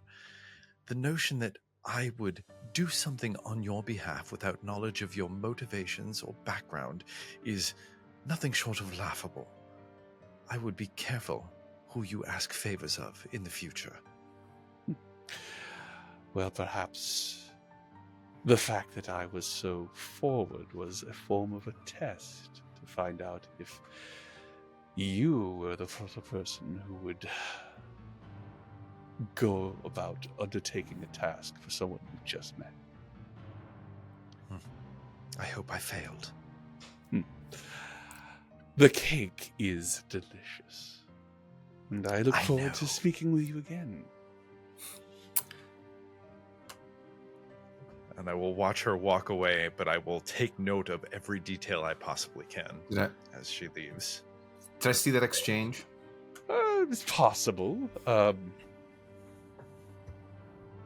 Very good. Was there any sort of a check that you wanted to make there? I would probably do, I mean, this is not in my skill set, but I would do an insight check. Sure, run right ahead. That is a nice fat clunk of the die. I rolled a natural 1. Well, a deeply, deeply inscrutable woman, full of mystery and enigma. Or I'm just full of ineptitude and stupidity. But well, there's always that. Well, but you make a damn good cake. So yes, indeed, if it was not an overt display, but it was a conversation between your friend and an obvious drow. Mm-hmm. All right, I'm gonna flutter over to Niall and be like, "You good?" I suppose that remains to be seen. All right. Hey, what's that on your shirt? And I will look down and fly off. So the hurt that caused you, I'm like, oh. Don't think for a moment I don't know what that silver word means, Yeah. motherfucker. I don't know what you're talking about. I'm sure you don't. I would like to be not so much as mingling, kind of coldly mingling, but trying to eavesdrop over other people's conversations. Mingling. God, I want that visual so bad. Pleasure to meet you. She's the Daria of the ballroom. It's amazing. 100%. So you see, you're able to overhear quite a few conversations, and you do get an impression that there is nobody's overtly staring at you, but you do seem to be a topic of conversation. The most boisterous person in the entire room is a very large Goliath, a gray-skinned giant-kin creature with numerous faded tattoos. An older Goliath with an enormous belly and numerous double chins, although you still see some muscle on him, and he is enjoying himself immensely. Is he talking about anything interesting? Make a perception check. Oh, I'm gonna promise myself to use physical dice because You roll have the 20 fancy doesn't like ones. me. Yeah. Behold! Oh, I Yeah, wish. I was gonna say that when you first arrived, you had to actively restrain. Yes. Yes. Oh, come on! This is This is the perfect. perfect place.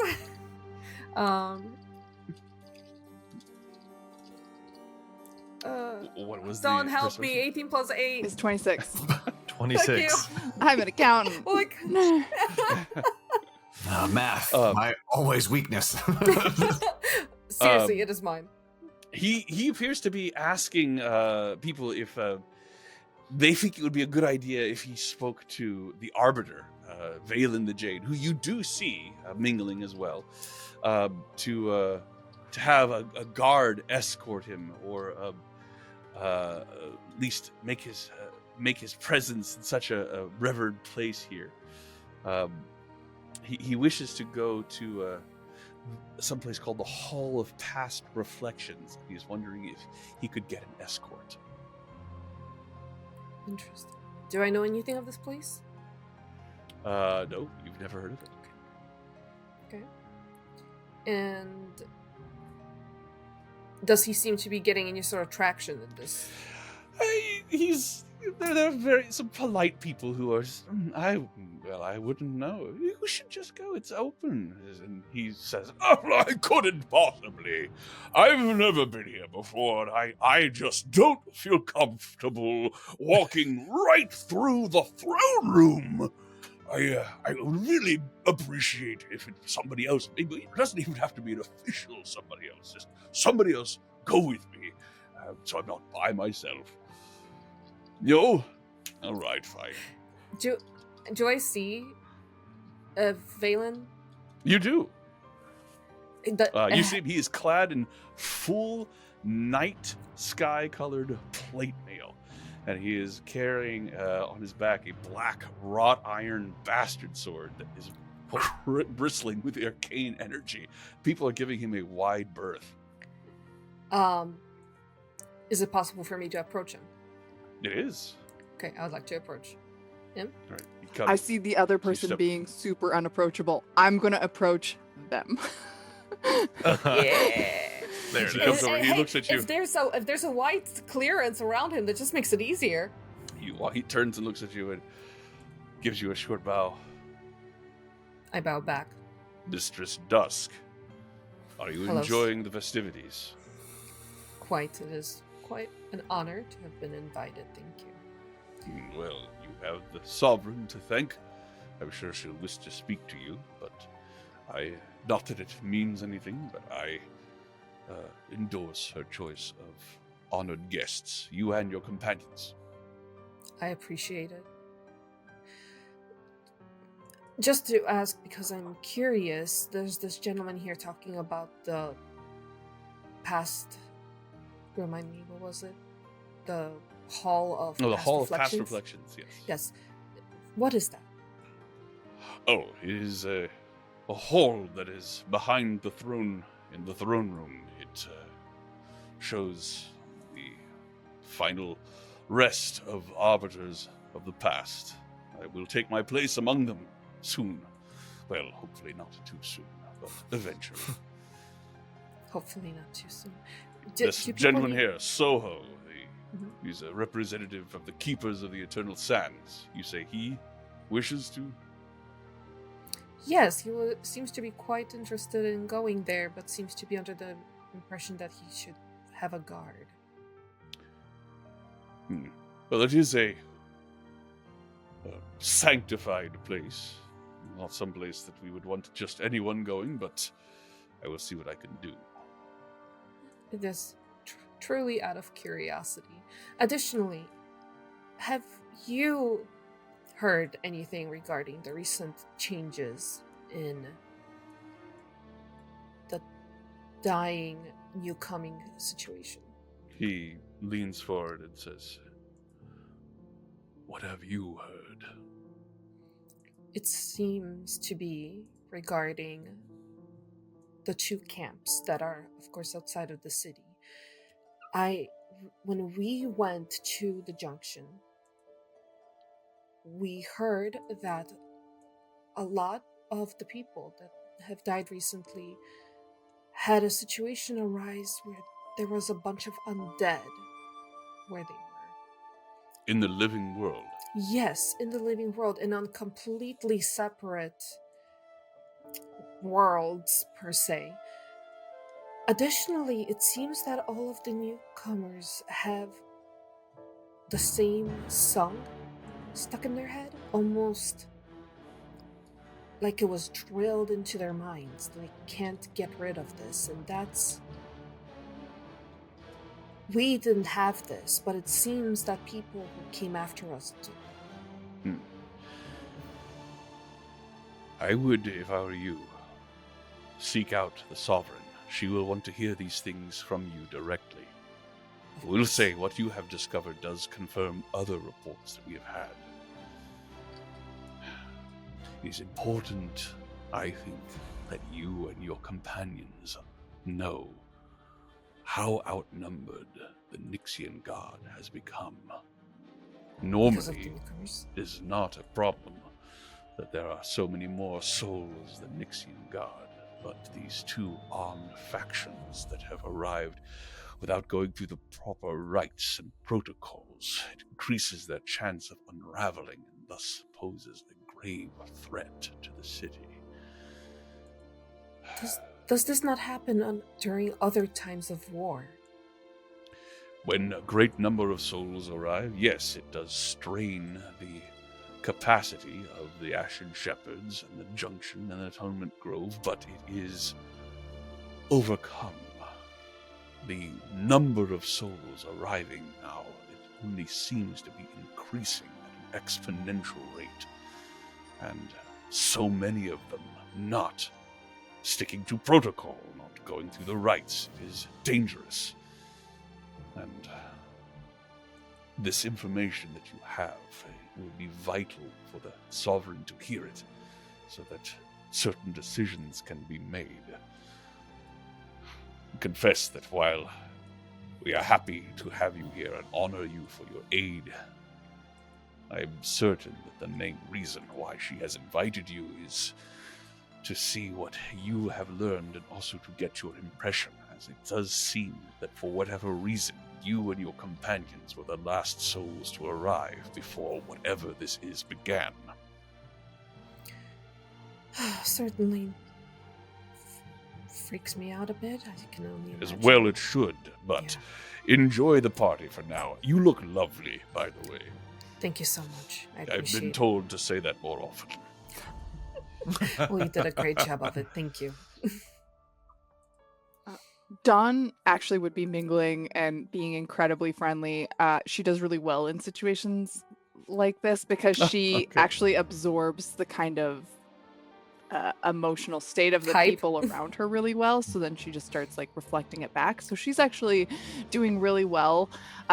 It's like awkward, quiet moments, like just in private, like with the group the night before, that she's less because there's less people to kind of affect her. So yeah, so she's doing really well. And with two grumpy butts, it would have been super awkward. So she was trying to like diffuse that, but this is great. She's feeling the vibe of everybody, so she's actually mingling with people and just enjoying the time there.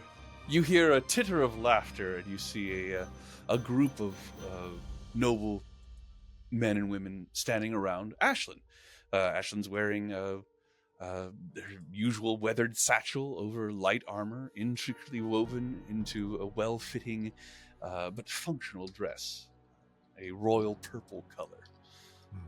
And she is sort of nodding and has a smile on her face as whatever she has said is apparently extremely witty and is being reacted to with intense amusement by the people around her. I would probably head over to that area and kind of attempt to insert myself into that conversation. All right. As you come over, you see her eyes widen in genuine happiness. You see a slight smile on her face. She does seem genuinely happy to see you. And I would do a little bow. Good evening. I am so glad that you and your companions could make it, and may I say, I really do appreciate the style that you have shown here. This is refreshing. They were pretty insistent about the sash, but Of course. yeah, it's an amazingly soft material. Thank you very much for the invite. We appreciate it. You're quite welcome. You're quite welcome. Tell me about this cake. And she takes you sort of with her and begins to walk away from the other people who take their dismissal in stride. And she sort of looks over her shoulder and she says,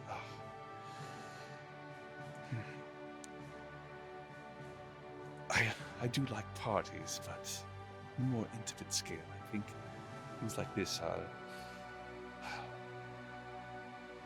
It's a lot more dangerous than you might think.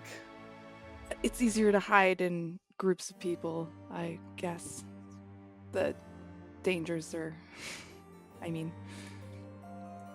I'm generally okay in these situations, but yeah. The accursed guard and the legionnaires, these factions outside, have you had a chance to acquire any knowledge? I would hear it from another source other than the House of the Sovereign and the Pale Horseman. Trusted sources, though they are, I would appreciate a fresh perspective. They seem to hate each other violently. I don't think a peaceful solution between the two is likely. Seems to be some sort of basis from where they're from related to warlock patrons and a disagreement about how they should function. We've also... Do you know who their leaders are?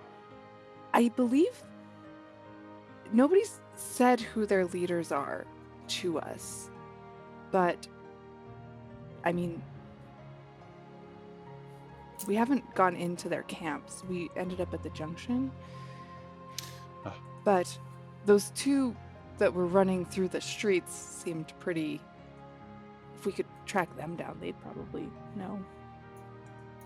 Well, they definitely are people of importance. At least that is what I have learned from my sources. But the leaders, I do not know. Wherever this cataclysmic fight is happening, apparently they have yet to clash with one another. It sounds like Shadelands is where they're all from. I've never heard of it. And they have there was a ruler known as the Accursed King. And it sounds like the concern is that one group has found a way to have multiple warlock patrons, and the other group thinks that's wrong. Where do you fall as far as that's concerned? I mean, warlocks? I mean, I think you should dedicate yourself to one person, personally, as, most clerics do, like myself. I don't know how splitting your allegiance like that can help. Like, there would have to be some sort of connection, otherwise it would be a competing interests, I would assume. And at some point, those interests would get split, and you would have to make a choice. That is the symbol of Savras, is it not? Azuth. Not Savras. Azuth. It is, yes. Divination deity. Regret as well. Oh. A powerful force. One that most people think of as negative, but somehow I get the impression that you use it for a more positive result. I do. I think that it's how you use your emotions that's the most important. And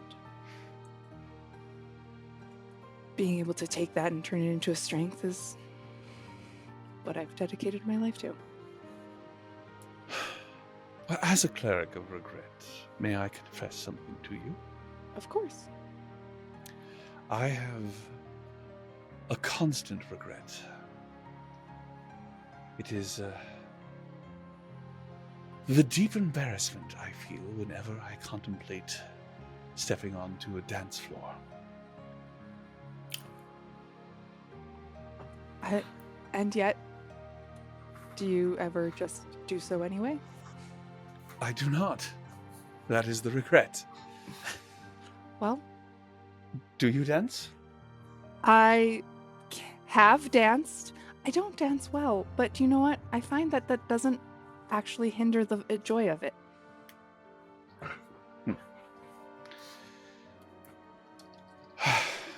You watch her as she scans the crowd, and you see her eyes find the dark form of Valen the Jade. And you, as well versed in it as you are, you do see a wave of regret wash over her face as her eyes pass over Valen. She turns back to you and says, "Well, perhaps next time." I mean, nobody seems to be with him now. I am not simply walking onto the dance floor and begin gyrating in the vain hopes that someone will join me. Well, I'll join you. And do you know what? Maybe if- if you and I are dancing, other people will I dance, can and it'll just Guarantee you that if Jack notices people dancing, Jack will Did become someone dance. say gyrating? I'm here. What's up? Hello. Yes. Yeah. You said the magic word. Yes. Generally, I found if a couple people I have been start it, summoned. more people join in. Especially people of note, of which we are.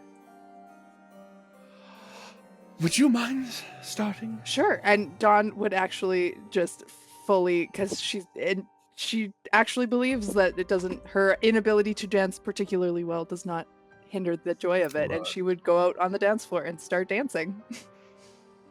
All right, Jack, there's music needed. Oh my god, immediately. Yes. So seeing so actually Jack would have made his way over to the band, and so he sees this cracking up and he's just like, "Oh, I got one for this one." Immediately starts making his way around the crowd, like just eyeballs, like, "You remind me of the Babe." What babe? The Babe with the power. What The power? power of voodoo. Voodoo? You do. Do what? You remind me of the Babe. I saw my Babe. baby crying hard as babes could cry. Oh, what could I do? And So, just gets the whole a room. well-known favorite from Faerun is begun. And there's a little nostalgia that creeps from you all. It's cakes and food and drink and music and camaraderie. All of these things, they remind you of being alive. And the fact that so much of it is probably constructed from sheer memory does make you realize how important memories are, especially in a place where all you have is time. At any rate, after about an hour, socializing, dancing, conversation begins to come to an end. Everyone invited to the special feast, the banquet, the sovereign, in the throne room, where there are tables and there are chairs and cutlery all set up. They are all overflowing with incredibly exotic foods, manifested from memory, as I said, and also somehow some imported from the land of the living, no doubt through the same means that Niall was able to get his ingredients for his cake. There is a soft viola music that is playing. The music has segued from festive and dance and excitement to more of a contemplative and quiet, digestive aid. As you it's my Spotify list, actually. okay. The viola playing very softly, and it's a reprieve from this constant tune that now that it has been brought to your attention, it's clear that it has been in the air. It has been being sung, and even sometimes in the very stone and rush of water from the rivers that flow through Nox Valar. It is forgotten for a brief moment. The smell of a thunderstorm is wafting through this entire area. There's a little bit of a breeze. There's no rain, just the smell of a thunderstorm. And you all begin to sit, find your seats. Food is being served, and Ashlynn moves to the head of the table and reaches down and picks up a goblet of wine. And she raises it up and is clearly about to give a toast. However, Oh, man. before she is able to speak, there is a sudden, massive barrage of sickening green eldritch energy that blasts out all of the windows in this room, this throne room, all at once, in a cacophony of shattering glass. Shards of it fly everywhere, instantly covering the floor with treacherous spikes of razor-sharp edges. And you watch as Kelzir leaps into the room, hovering in the air, her blood-caked hair streaming behind her, two two deadly short swords in her hands, looking around with a maniacal look on her face. Her eyes lock on where Ashlynn is, and she pounces with deadly intent towards the Sovereign. And my friends, we will roll initiative. Hell I yeah. guess I'm no longer wearing my breastplate or my shield, so I should remove that armor. Indeed. Yes, any Oh. armor should be removed in favor of the clothing that you currently have on. No. Also, if you have a weapon that would have been overt, anything larger than just a rapier or a dagger, a crossbow, anything like that, that would also likely have been left behind. But I have my staff, right? You do have your staff. All And right. I guess I'm still here we wearing are. my crazy brain crown. Yeah. Yeah, I suppose Absolutely wearing the brain the crown. intellector, yes. The height of fashion, of course you're wearing it. Mm-hmm. Oh, All right. Sean, I what's the already hate over-under it. on the Okay. fact that my glamoured studded armor would still be on me? Is that probably a nay? You know, the fact that it is glamoured, that very fact, I would say you would probably have been able to change it at the very least into the undercoat of whatever it is that you are wearing on top of it. But of course. So, The I am but half-orc woman who was trying to create your clothing was probably very confused at why things weren't measuring out quite Yeah. right because but I'd say can't that yeah, be. Yeah, exactly. what good is glamoured armor if you can't wear it to I mean, a party? right? right? So- So let's roll that initiative, friends. Roll it. Right. Ooh. How delightful for a fae. What a day, what a day. What a day, what a day. Okaloo-kalay. I got a 12. Oh, I should. Yeah, let me start at the top here. Oh, I'm sorry. Let's see, everyone has rolled except for Jack. What have you rolled, Jack? I rolled a math works 13. So, Alrighty, 13. Look, the And twins then, are twinning. Twinning! then I'm trying to see the map. Sean, do we exist? We do exist. No, do we exist? Yes. We definitely exist. You should be there. Are you not able to see the map? I can only see names, like names and health bars currently. There's no visual, like my map is all dark except for the nameplates.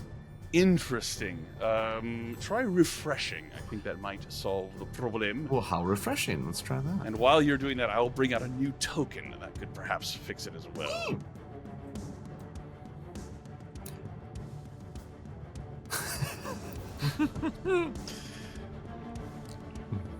I cast allergies. Yeah.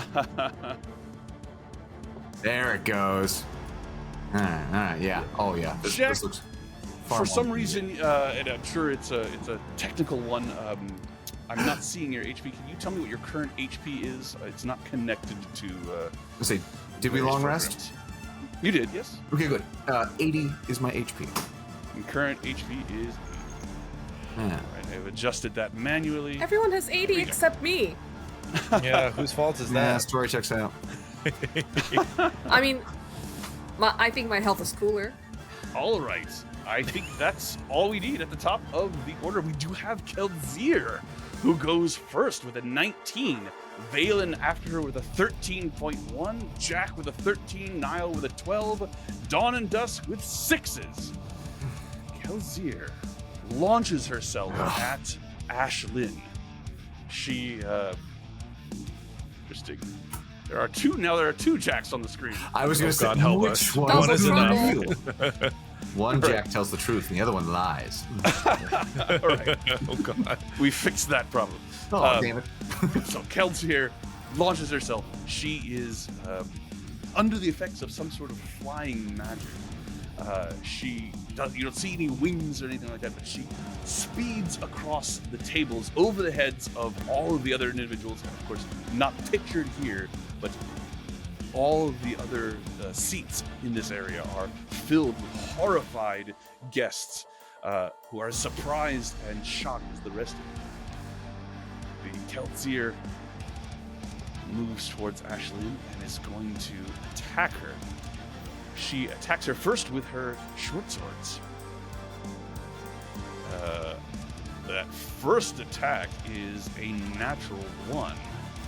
Yay. Love that. Good. Actually. Love that. Keep that going. So that is a miss.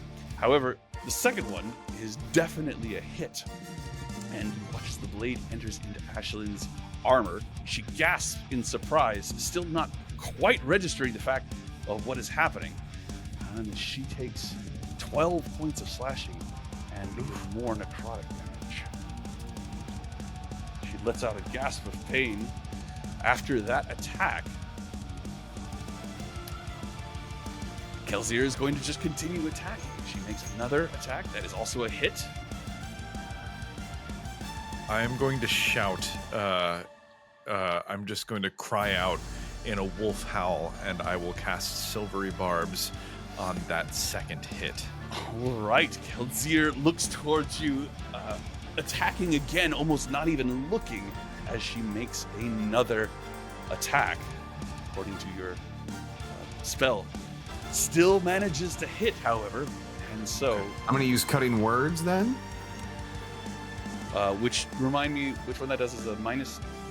So that's going to be, so I use a D10, Bardic yeah, Inspiration die to reduce the attack roll. So it'll be a D10. Okay. Don't mind if I do. Keeping the sovereign alive. That's going to be a 10 subtracted from the roll. 10. It still hits. Mother, are you kidding me? As, Wow. The attack was made incredibly high die roll. And you watch as Ashlynn crumples to the ground. Before standing up, you see blood pouring from wounds on her body. She looks extremely hurt. And that's a 10 off the lower of the two rolls, right, John? Indeed. Well, Okay. yes. I rolled again. Okay. It wasn't actually the lower of the two rolls with Silvery Barbs. You just roll again. You take the lower of the two with Silvery Barbs. Oh, that's right. It still would have. Sorry. It still would have hit.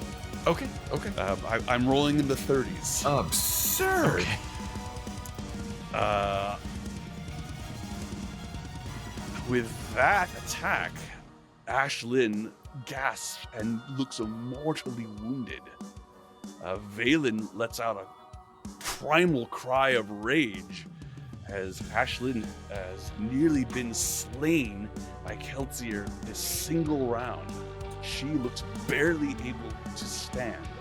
It is Kel'Zir's turn. Brings us to Valen. I will give my advantage to Valen from Silvery right. Barbs. Valen leaps forward. As he does, his hands begin to glow, and he reaches Ashlynn's side, grabs her hand, and transfers power into her as he uses a healing touch, and you see some of Ashlynn's strength return. Kelsier looks it down and says, "Oh, that is so precious. A sacrifice that I have heard about but never actually experienced myself. I really would love a touch like that goodbye." That is Valen's turn. Brings us to Niall. Okay, I am going to run forward 30 feet. I'm going to use my bonus action to dash and get around, put myself in between Kelsier and Ashlynn, and I will just reach my hand behind myself, touch Ashlynn, and cast invisibility. Oh, interesting. You are concentrating on invisibility. And Ashlynn disappears from sight. As you do that, she looks at you and says, "Wait a minute, I remember you. You were that person who yelled something about my family tree. That was hilarious." Thank you. That's it. That's all. That's the end of my turn. So you're concentrating. That's not the right token for concentration. There we go. You're concentrating on invisibility. Ashlynn turns invisible. Very good. And you say that is your turn? That is the end of my turn. I movement, bonus action, dash, action, casting invisibility. That's my whole turn. All right. Kelsier looks at you and says, "Oh, it's so cute. My lord, if you would be so kind," she says out loud, as she uses a reaction to call the king, or call of the king. And from outside, their source unseen, blasts of eldritch power woven together to create massive bolts of energy come streaking across the sky from an impossible distance. You can't even see where the sources are coming as they send these bolts down, sniping perfectly into this room, and you are struck, Niall. Okay. I have a 14 to hit. That is a miss. I have a 24 to hit. That absolutely hits. I have a 17 to hit. That hits. And I have a dirty 20 to hit. All three of those hit. 3 of those hit. As each one of these bolts of force hits you, you recall the massive bolt of power that you encountered when you were fighting Yanthazel, and the other legionnaires were with her. Sorry, not legionnaires, cursed guard. The bolts strike you. You take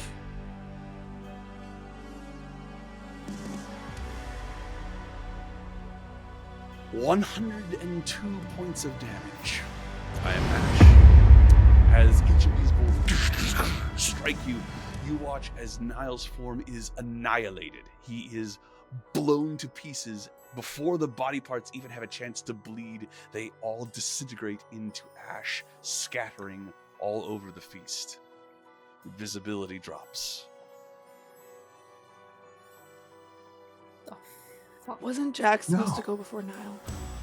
I was gonna say, but right now I'm just Now I'm like, horrified. It's like, What's wait a happening? second. Did we get the initiative wrong? Jack's not well. in the I'll tell initiative you right what- now. He's missing. Oh, that's right, because we took him away. I tell you what, Jack, I am going to arbitrarily change your initiative to after Niall's, just to keep things in the right order. That's so much damage. That's a lot of damage. It That's is indeed. a lot of damage. And you realize the forces which you have arrayed against you. So Niall has been destroyed. Brings us to Jack.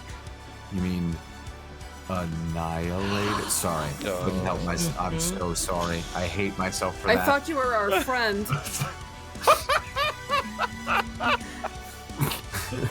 Oh, that hurts. Oh my so god. sorry. I want to be better, but I'm not. Emotional. No, like literally, he sees like he gets blasted apart. He's like, baloney! Jack, All right. what do you do on your turn? Oh, you stupid bastard. Yeah. Okay. So as she starts this whole like, my lord, blah blah blah blah, like he sees this, and then like you suddenly again like that arcane energy. He pulls his hand back, and as he pulls his hand back, he throws it forward, and again it enlarges into this giant owl's talon as it encloses around Kelzir, and I'm going to cast Big B's hand, Grasping Hand. Bigby's grasping hand. Very well. Mm-hmm. So the hand attempts to do a grapple a huge or smaller creature within 5 feet of it. So there's summon the hand right next to Kelzir, and then I'm gonna use that hand strength to resolve this here grapple. It is there. Unfortunately, the graphic for the Bigby's hand It blends matches in the exact beautifully. color of Yes, the tile. Yeah. indeed. Very well done, Jack. Nice aesthetic choice there. Thank you. Thank you. Yeah, so gonna attempt to grapple this target here. So I believe. So I've got a. So it's roll the d20. That's a crit. Nat 20 on that grapple. Oh my! With So, a plus 8 is 28 for the grapple. check. 28 points of. Is there damage or is it just the hand? It's just Oh the yeah. grab. So and then let's also Yeah. add that beautiful grapple damage, shall we? So with the grasping hand, you take bludgeoning damage, 2d6 plus my spell casting ability modifier, which is a plus 4. So that would be 4d6. what? So do I double 4d6? Let's do it. Okay. So it's gonna be 13 points of damage Alrighty. from that grasp. So as the grasping hand comes and attacks Kelzir, you see that around her there is a swirling distortion in the air, and there's a little bit of a reddish tinge to it, as she seems to be surrounded by some sort of energy or force field, or perhaps even souls, as you seem to catch a glimpse of horrified faces every now and then moving around her. She's just completely surrounded by this, and as such, she's immune to critical hits. So Really? you cannot do the critical damage, but the natural 20 does hit. All right. Wait. So then should I? Just go, whatever the first roll of damage was. Oh, He rolled all 4 dice so at the that- same time. rolled all 4 Alright, dice. so what were the first two 4 dice? What were the first two dice? A 6 and a 2, so 8. So an 8. Plus the 4. And then you add your 4 Plus to that. 8 plus So 4. total of 12. So 12. So total of 12. And just the hit alone Thanks, Don. means she is grappled, correct? Yeah. Yeah, so the hand comes, grabs it. You watch as it tries to crush around this shroud of souls, it appears to be around her. And it contains her enough so that you actually do see her. The shroud of souls seems to compress a little bit on her. So it's Okay. actually the shroud of souls that is holding her in place, and the Bigby's hand is around the outside of it. And she looks at it and, well, that's rather large. Anything else, Jack? I think. Yeah. No. So I can't have the hand move until my next turn. And then DM, am I able to cast Healing Word? Unfortunately, no. Healing Word is a leveled spell, as is Bigby's hand, and you can only cast one leveled spell per Versus. turn. All right, then I will use my Bardic Inspiration. I will give a Bardic Inspiration to Ashlynn. So that she, Ashlynn, okay. Bardic Inspiration. The Ashlynn, Sovereign. Very good. and then I will go ahead and take flight. I'm trying to get myself above the broken windows, so I'll take it to my full height of 30 feet up into the air. And then I'll shout back to my compatriots, take cover! All right, that's Jack's turn. At the end of your turn, I think she will do a legendary action. A what? A legendary action, is what I said. You watch as she concentrates a moment, and she sort of seems to contract down in amongst herself, and there's a glow from the red souls around her, and you watch as some of them appear to be absorbed into her, and as the absorption concludes, her eyes open red and blazing, and she seems to expand. Bigby's hand opens up a little bit. It's still holding her, but you see her standing there, this shroud going on, completely uninhibited, as the hand is just on the outside of her. She's just reveling in the power as this swirl of souls begins to move faster and faster and faster around her, her eyes blazing red. She opens up her mouth. You can see that there's red coming from within her as well, as she lets out a cackle, and instead of just her voice, you hear the voices of dozens and dozens of others layered one after the other on top of her. It sounds almost as if you're dealing with not just her, but all of these souls that are surrounding her as well. That is Jack's action and movement, and her legendary action brings us to Dawn. So clarifying, Sean, did she break out of the grapple, or does Bigby's hand still have her? Bigby's hand, she does appear to still be grappled. Okay, She seems okay. completely unconcerned. Yeah, she's unperturbed. Yes. But Okay. Okay. Seeing what just happened to Niall and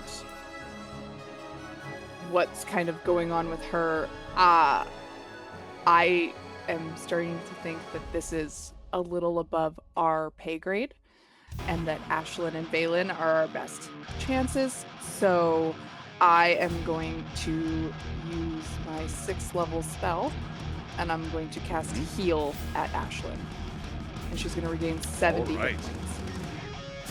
Regains 70 hit points indeed. She's also not on the initiative. It's all right. I was like, I was like, no, it's not. I need her to do something. don't you worry about it. It's like, oh, wait. Ashlynn's turn is at the very Okay, end. yeah, so I'm going to cast Heal to kind of get her as healthy as I can in one shot. And then I can't, all my other things are spells, so I don't have a bonus action I can do. And I'm just going to get one step closer to Dusk, and I'm just going to hang out here. I don't want to get closer to that lady. She's mean. Probably smart. Alrighty. Yeah. That's going to bring us to Dusk. Okay, so I would like to do Divine Wrath. Okay. What does that look like? So it usually looks just like these little souls, little whites flying out from her into the enemy. But I think the longer we've been here, the more dusty and more kind of shapeless they have become. So it's almost like a melting into ash ghost coming out of her and flying into her enemies. Right. Cool. Okay, so Is there any sound that accompanies this? it's probably just like a whooshing or almost like a whisper. Okay. So it's 8, 23. Ooh, that was a good roll. Oh wow! Holy crap! Yeah. Nice. And then as a Total of bonus, 23 on that. yeah. And then as a bonus action, I would like to use my 3rd tier Aspect of Death ability. So You're as so a bonus badass. as a bonus action, I'm forcing a creature that I can see within 60 feet to succeed on a charisma saving throw. All right. A charisma saving throw. She has rolled a 19. Damn it. Someday I'm gonna curse someone. Gotta make sure they're not like level 50 creatures. Level 50 murder bots. Yeah, right? 100. And I'm gonna stay where I am, but I am going to like hold my staff to the side, and I'm gonna be trying to kind of like shield Dawn out of sight, like just like Atlas is doing with my face. Right. But don't shield her with your butthole. That's not effective. It's not. It really is. Why did you No put one that flap in appreciates this dress? For convenience, this is a very tight-fitting dress. All right. Ashlynn stands and is going to. Let's see here. She is now has recovered from her shock, and she is going to, at point-blank range, fire a blast of divine wrath of her own at Kelsier. What does hers look like? It, in her hands, you see her face contort in rage, and once again, her skin and her hair begins to glow. That glow manifests to a light almost too bright for you all to see, as then she takes it and he watches the light leaves her skin, leaves her hair, and coalesces in her hands into a ball of flame. She just blasts it right in Kelsier's face. Fortunately, is at disadvantage because she's so close. So that is an 18. Kelsier is able to dodge it. Oh, She that has is bardic Ashlyn's. inspiration. Oh, that's right. She would definitely use her bardic inspiration, a D10. Adding 3 so that 18 becomes a 21, which will hit Kelsier. So she does 32 points of fire damage. However, you watch as the fire is absorbed by the souls that are swirling around Kelsier. She seems to be protected by them, although they do seem to take the damage. Did the same kind of thing happen from mine? Yes, all the damage that Kelsier has taken, it seems to be being absorbed by these souls. However, it doesn't seem to be unlimited. There is you see flashes of energy being expended, and a feeling of impact and damage done to the shield around Kelsier. That is going to bring us back to Kelsier's turn. Kelsier looks up with her eyes at you, Jack, and she sends a chain from her gauntlet shooting up into the air. It streaks across the entire space right up to where you are, and hits AC 29. Miss. Yeah, I think not. that'll do it. This isn't. The chain. Is this a spell, DM, or like, This is an attack. This is an attack. Okay. Yeah. That's The chain rises up, doing 12 points of piercing damage as it wraps around your body, crushing your wings to yourself. Go ahead and make a Constitution saving throw. don't mind if I do. Just a saving throw. Mm-hmm. Lovely. That will be 16 plus 2 is 18. You hold on to Bigby's hand. Hold my chain hand. as it grabs around you. I need you to make a strength saving throw, please. Oh fuck. Okay, good. The thing I'm terrible at. 5, but wait, minus 1 is a 4. I love the attitude. The chain retracts, dragging you down from the sky. Oh no! As it creates a high-pitched whine, the clattering sound that it makes. That's actually just me going. As it's reabsorbed into her gauntlets, the sound that it makes, like metal on metal, a screeching sound that pierces your eardrums, brings you down right next to her 5 feet away, and you are prone. Okay. Actually, no, not prone. You're just there, but you are grappled. Prone to being there. Got it. So she'll put Both you right grappled here. each other. Yeah. Put you right here. That is one attack. She is then going to attack you 3 more times. A 31. Are those at disadvantage? This would, whatever she did as her legendary action seems to be giving her a more intense focus. She is attacking as a straight roll. Why would she have advantage, though? Oh, Disadvantage. because of being grappled, I thought. Grapple does not impose disadvantage. Oh, all right It's then. restrain that imposes disadvantage. So a 31 to hit you. Wait. I am gonna have you. I'm gonna burn a luck point and have you reroll Okay. that. Very good. A 28. Damn. Uh, Go ahead. That'll hit. All right, 20 points of slashing, 22 points of necrotic damage. Wait, so that's 42 points of damage 42 there. points of damage. Lovely. Make a Constitution saving throw, please. Ooh, okay, well, this time it's a 4. So You lose concentration on yeah, Bigby's so, hand. so Big B Kelsier drops. is- Yeah. Kelsier is no longer grappled, and as such, she moves 5 feet closer to Ashlynn. Damn it. And is going to attack her with her last attacks. Also, make another Constitution saving throw for me, please, Jack. Constitution. Mhm. All right. God, that's a 5 on that one. The wound that you have taken from her blade continues to grow as it seems to be becoming more serious with each passing second. Yikes. Well, I hate that. Attack at It's way above our pay grade. Ashlynn. 24 is going to hit her. 17. Okay, so she And we just begins left. to take damage. And then, as an afterthought, she turns back to you, Jack. It's going to make another attack against you. Alright. That is going to be a 34 to hit. Me burn another luck point. All right, I'll roll again. I don't think she can.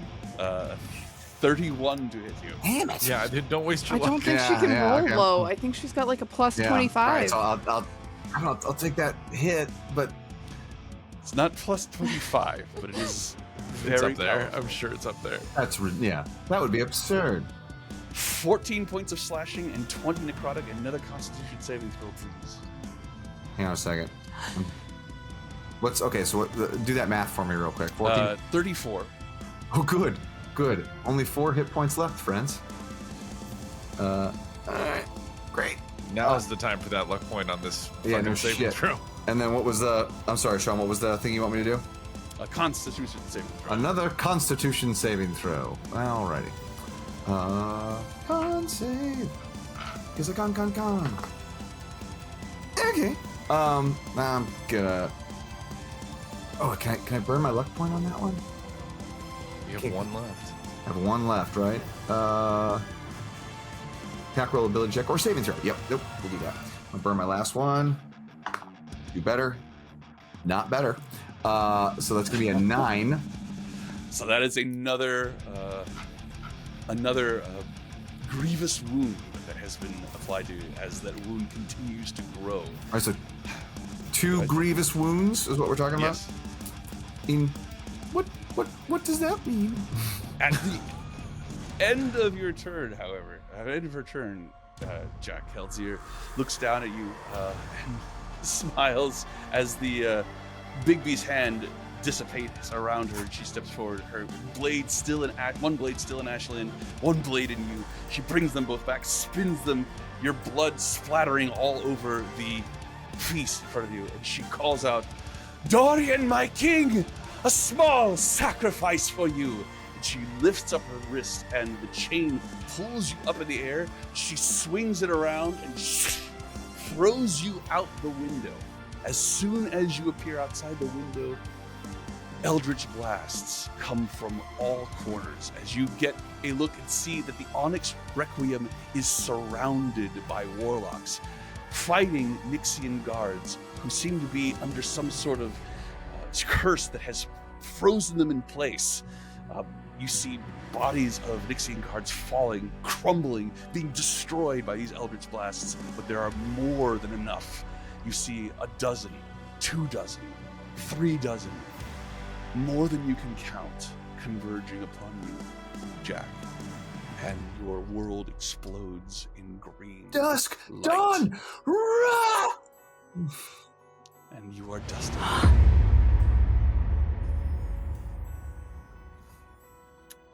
That is going to bring us to Valen, who steps forward and drags Ashlynn away from Kelsier. As he does, he lets forth another expenditure of power, and some of Ashlynn's wounds close, but you see that she also has endured some of these grievous wounds. I would like to use. Yes, as a reaction. Okay, I would like to use Miracle Worker on that healing on Ashlynn. Okay.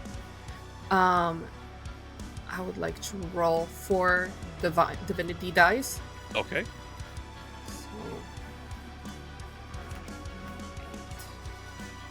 Oops, roll 4d8. So she gains an additional 24 hit points. Right, Ashlynn appears to be at maximum health, although she does still possess these wounds that continue to grow on her body and bleed, even as she stands there being healed. Okay. That is your reaction. That's gonna bring us to Dawn. Yeah. Yeah, what do we do? I'm going to cast. We die. I'm gonna cast Guardian of Faith.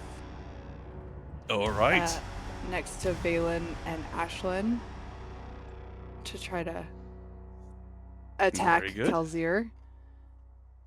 A spiritual form appears. What does this look like as you cast it, and what does the actual guardian look like? I'm just going to kind of move my hands in a circle, and light will kind of gather in my hands, and then I'll just hold them out, and it'll kind of extend out, and as it extends, it'll grow and turn into a large spectral being, a female wearing armor and wielding a staff. And All right. she will just stand there stoic and ready to attack. All right. Brings us to Dusk. Is that a concentration spell, Dawn? Remind me. That is not a concentration spell. All right. Oh, Gotcha. good. Okay. So I would like to. Doggo! So cute. I would like to trigger my Spark of Godhood. Ooh. Describe So- what that looks like. You would hear this as if you had recording glass cracking, but backwards. So almost sounds like something's coming into being from Ooh. a broken state. With a glow of gold right over her heart, over her, the central cavity here. And then it veins out and starts to turn into this very dark teal greenish color as this almost like floating skull ghosts are now floating around her, just moving around slowly. Very and she cool. lifts off the ground. Yes, rising off the ground by a small, just an inch off the ground, as you activate this shard of godhood that you possess and absorb some of this divine power and use it for your own use. This is, for those of you watching, a feature from the class Godless, this divine spark that she has. It's incarnate. Sorry, not divine shard, divine spark. She is a godless and incarnate as she begins to unleash her power. What do you do with this divine spark? Right now it just comes into being. It does take an action, so I can only do other things, but I would let out my voice because your voice echoes out to creatures up to 500 feet. To anyone who can speak your language and understand my words, I will say, the sovereign's in danger. All right, there's a booming voice that echoes out from here. You actually see some of these shards of glass shake and pulverize into sand and silica from the force of this proclamation that you make with this godlike voice. However, that is your And action. Yes, and then bonus action, I'm going to again do Divine Wrath. All right. Okay, so roll 3. So 15 damage to her. 15 damage, and this is just damage, correct? There is No, this is the necrotic one. This is I the can't- necrotic damage. Yeah. All right. As the necrotic damage begins to work upon this shroud of souls around Keltzir, you see, being spirits, this necrotic damage does not seem to do as much damage as you would normally hope. However, it does do some. And then I would like to, with my arm, reach around and kind of try to grab any clothing or any part of Dawn that's behind me because I'm focused looking ahead of me and So, say, what do we do? want to check something here. Divine Wrath, that does require an attack, does it not? Because I have a second, hold on, where is it? I have the second aspect of destruction. It allows me to use that as a bonus action. But it does require an attack roll. You have to hit her. Oh, yes. Oh my gosh. Okay. I'm so sorry. I have that right So here. you've already rolled the damage. Oh. Unfortunately, that damage Oof. does not come into play Yeah. because what did you roll for your attack? 9. Yeah, okay. Sorry. That was my fault. I forgot. Yep, no problem. It's a stressful situation. I understand. Brings us to Ashlynn. Ashlynn looks back to you. Let's see here. Was that 2 actions you took? Action and a bonus action. An action and a bonus action. So this aspect of destruction allows you to make that attack as a bonus action. Yes. The divine Calling upon the spark of godhood. spark that of was your godhood is action. yeah. Gotcha. All right. Thank you. Keltzir. Sorry, not Keltzir. Ashlynn. Now that Valen has moved in front of her, takes another step back and summons another blast of divine power. But as she does, you could see the wounds on her body open up, and she gasps as she seems to take damage at the beginning of her turn from all of the wounds that she has suffered from Keltzir. Let's see, her divine blast of power. She is not doing well. That is going to Surprise. miss. Join the unfortunately. club. What are the Right. chances? Keltzir looks around at the glass and the booming voice, the power that you have showed yourself and revealed this godlike power. She looks at you and cocks ahead and sends out a chain towards you as well, Dusk.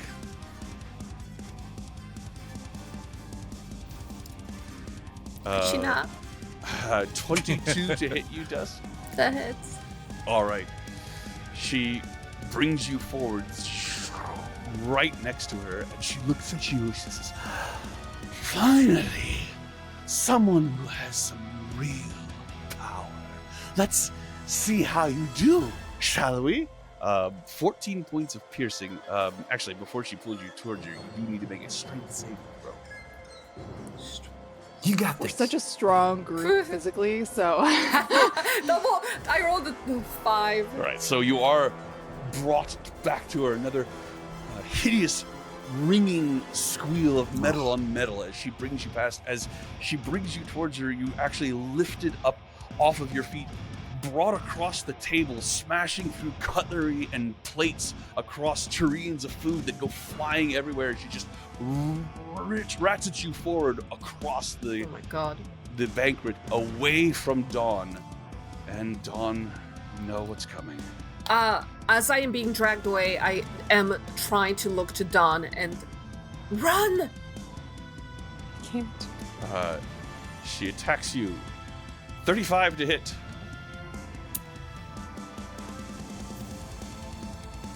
14 points of slashing, 13 points of necrotic. Make a Constitution saving throw, please. Okay. I'm sorry. Which one was it? Con save. Con save. Ooh, nat 20. Natural 20. You do not Nice. suffer a grievous wound. Okay. Third attack. 36 to hit. Oh my god. 21 points of slashing, 15 points of necrotic. How much HP does Dusk have? I'm down. Oh, You were brought to poof. 0? Yeah. All right. So actually, as that final attack comes, Ashlynn reaches out a hand and says, "No!" And power exudes from her hand as the damage that you watch Dusk taking travels along a beam of light moving from Dusk, and you watch as the wound appears on Ashlynn instead. So Ashlynn takes that 36 points of damage instead of you, Dusk. However, Kelsier still has one attack left, and she hits AC 23.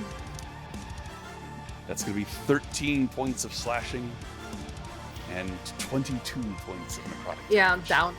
All right. As Dusk is From dusk to dust. yes, as the blade comes down to you, Dusk, she looks at you, brings you up, and looks at you, holding you with strength. She's not a very large person, but she has incredible strength. Whatever is fueling her seems to be beyond your comprehension. As she lifts you up, the short sword embedded in your breastbone, and holds you up and says, "Oh, not as powerful as I thought." And she swings you towards the throne, and before you reach it, your body bursts into ash, just scatters all over the throne. Dawn screams.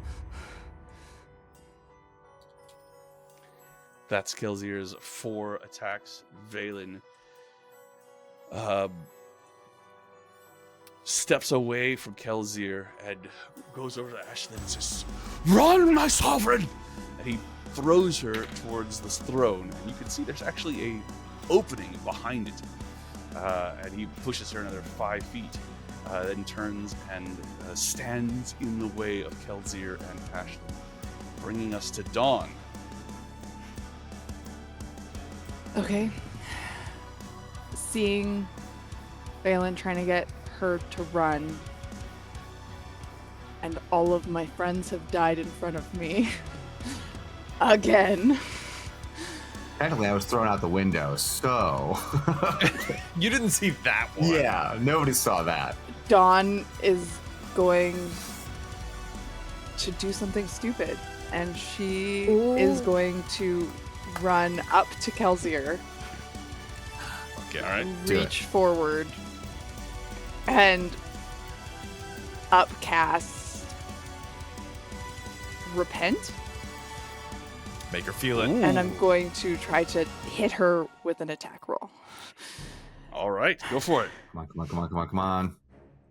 I'll give you advantage on this. Do it. The rage that you have, or the passion that you have in you from observing what has just happened to your friends as you move across the floor, skittering across the table, the path that Dusk just took.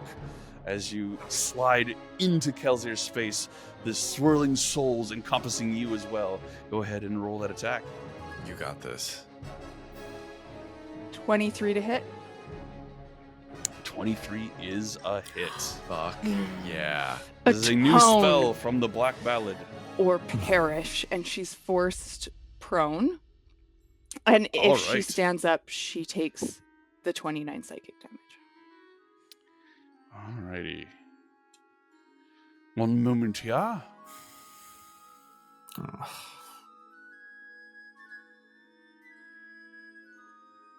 All right. Hopefully that's on her, not the souls. Got it. So 29 points of psychic damage. As I just take all of the regret of seeing my friends dusted and my sister dusted in front of me, and I'm forcing her to her knees to atone you for it. put your hands into the soul shroud that is around Kelsier and reach for rage in your heart and in your mind, and as your hands are just about to make contact with her actual flesh, they stop, she is protected by this soul shroud.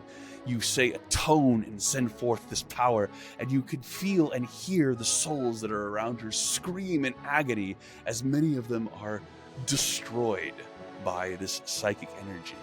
Kelzir looks at you and raises an eyebrow, and despite herself, falls to her knees. However, you do not see a single wound on her body, nor any evidence that she has taken any damage. And I'm just gonna look back. She looks at you. And just say, run.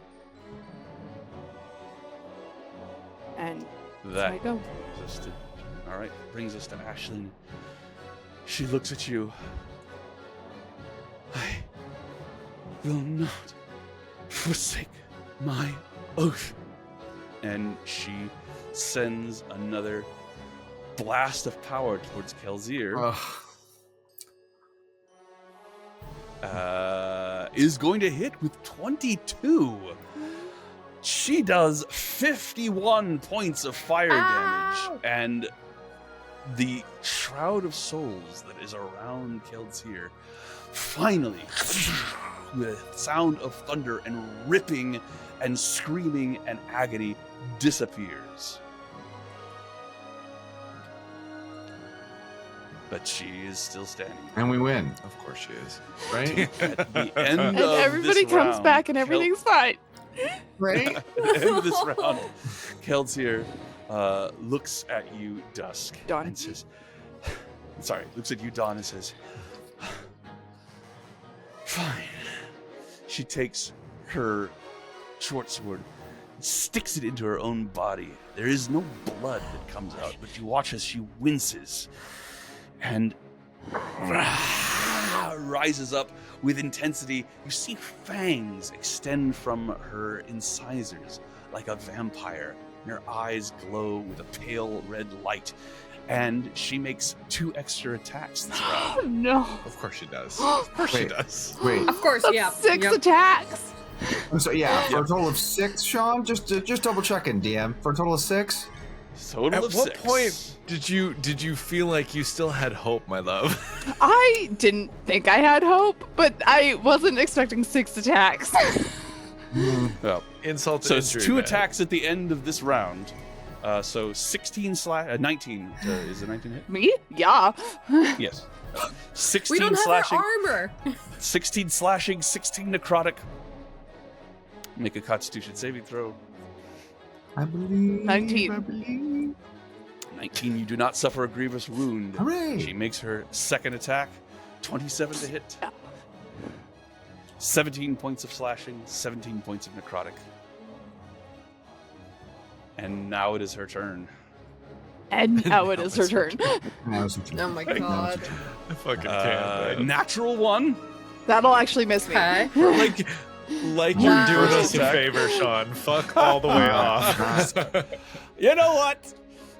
Just gotta roll 4 more It of is a- those. Yeah. All of you are aware that whatever is transpired here in Just way above our pay grade. the Sunless Crossing, it is a threat on a scale that you have never encountered. These are the thoughts that move through your heads as you are slain. 31 to hit, 20 points I'm of gone. slashing, 16 points of necrotic. As the final member of this brave adventuring party is slain, you hear a soft cry of grief and horror from Ashlynn as the blade enters your body, pulls out, and you feel your body disintegrate into nothing. Oh my god.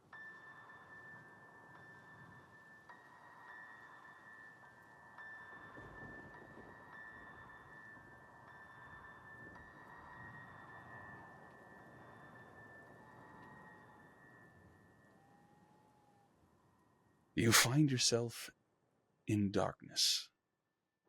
However, when you strain to look for this light that that you saw before, this golden moat of liquid that was so comforting in the darkness, that came and enveloped you and brought you to the afterlife. You don't see anything. Utter, unending, totally inscrutable darkness that goes on and on as you feel panic begin to well within you. This could be all there is. Darkness. An awareness of self in utter darkness for eternity. The longer it goes on, the more you become convinced that that is the case. And you can feel the darkness pulling at you, absorbing you, ripping you apart, thought by thought, diffusing your form into utter annihilation. However, just at the point of winking out of existence, you watch as the darkness begins to change from shadow to umber to blood red to violent neon red, a burning, a pulsing, a flame. And suddenly, you find yourself feeling again. Something is dreadfully wrong, but you feel your limbs, you feel your core, you feel your legs. Your eyes are closed. Why won't they open? Through a sheer force of will, you open your lids, almost as if they have not been opened in days, if not years. And you live. It only takes a moment for you to realize that the hands that you are looking at are not the ones you remember. They are desiccated, claw-like, fingernails black, flesh gray and rotting. You look down at your torso and see the ribs. You see entrails hanging out, still being gnawed upon by insects and vermin. Any armor or clothing that you are wearing is rotted away. As you put your hand on your face and realize that there's barely any flesh there at all. And with horror, you bring your hands up to your eyes and realize that all that is there is empty sockets that you are somehow still able to see through. You stumble to your feet. You look around and see 3 others that look exactly as you do. What do you do? Can I speak? As you go to make a sound, there's a and a massive wad of putrid pus rolls out of your mouth and falls onto the ground with a splat. You are able to speak, Dusk, but I would appreciate it if you would do it as one who has not spoken for a very long time and has mostly rotted vocal folds.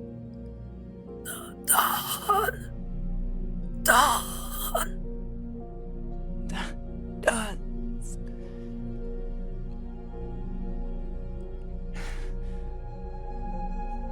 I try to move, like getting up.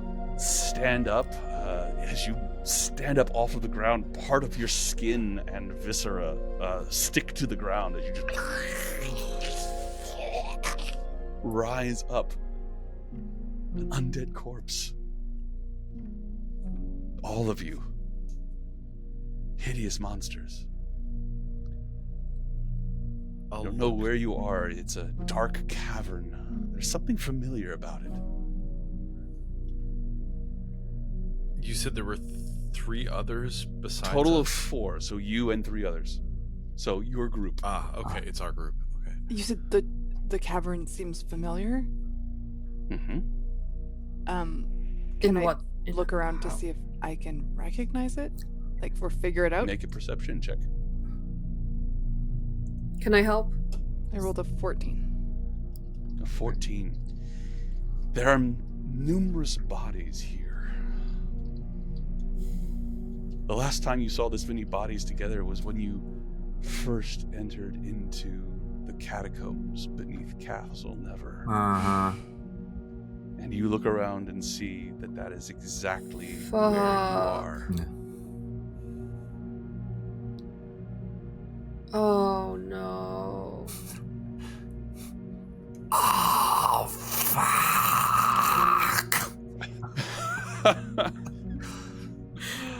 As you all coming to this realization, there is a nearby pit. You will recall there was a trap that you triggered. Nobody actually fell down into it, but there was a trap door just within your entrance into these catacombs. You look down and you can hear movement from down within it. I will lurch over in that Is direction. Niall like a humanoid-looking undead thing? Yes, as you look yeah. around the group, each Hey, one of you good question. are hideous. It becomes very apparent that you are not inhabiting your original bodies. These are the bodies of people who have been here and rotted for a very long time. Oh. God, Do am we I- see our own? Do we see our own corpses? Not in immediate view. Oh God. Okay. Wait. We're in random undead bodies. Oh God, am I even? Oh. Yeah, Are you tall? Yeah, you am I are tall? a medium-sized undead creature. Oh. Fuck! Sorry I interrupted you, Niall. You were gonna... I know I'm gonna lurch over to the pit Right. to see if I can see what's moving down there. You lurch to the side. You recall the pit at the bottom is lined with spikes, and you look down there and you see a form clad in chainmail with a spike right through its chest, writhing back and forth, and slowly stops and looks up at you, Niall, and you hear a voice emerge from it. And despite its appearance, you recognize it. It's you. It's you, isn't it? It's me. It's Wynn. Get me out of here. Gods, get me out. And once again, the party is reunited Ugh. with their lost member. Oh, I hate everything.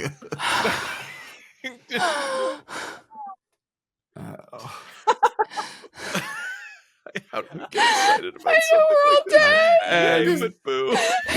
We're my all we're friends, deader than dead. with that, we will bring this adventure, this exploration, this gathering of good friends. I've got a in bone to pick with you, difficult Sean. situations. Did not What find a- this humorous To in the an end. least. What a reunion. Indeed. My friends, this has been amazing. For those of you who've watched, I hope you've enjoyed it. We certainly enjoyed doing it. This is the final episode of Severed Threads Notes from the Black Ballad. Oh my But God. cliffhanger! Yes, indeed. The Black Ballad, of course, written by Storyteller's Forge, this amazing module. Oh my God. We're very thankful for the help. Just get it all out. Come on, get it all out. We're very thankful for their support, as well as the support of Diamorte, who has written all the music you're listening to. We appreciate Kai, who did our fantastic character art, and we want to remind you that if you want to know more about the Black Ballad, you should definitely check out the backer kit campaign that Storyteller's Forge currently has going on, as you will be able to help them produce some more novels, a heavy metal album version of a lot of this music. The books is called Chronicles of the Crossing, a whole number of things being funded by this backer kit. You should definitely check it out. That link is in the chat right now. And if you want cool stuff, you should check out the Storyteller's Forge Discord and mention this thread, and they will put you in a drawing to win some cool stuff. And if you like dice, not just any dice, amazing labradorite dice from your wizard, pictured here.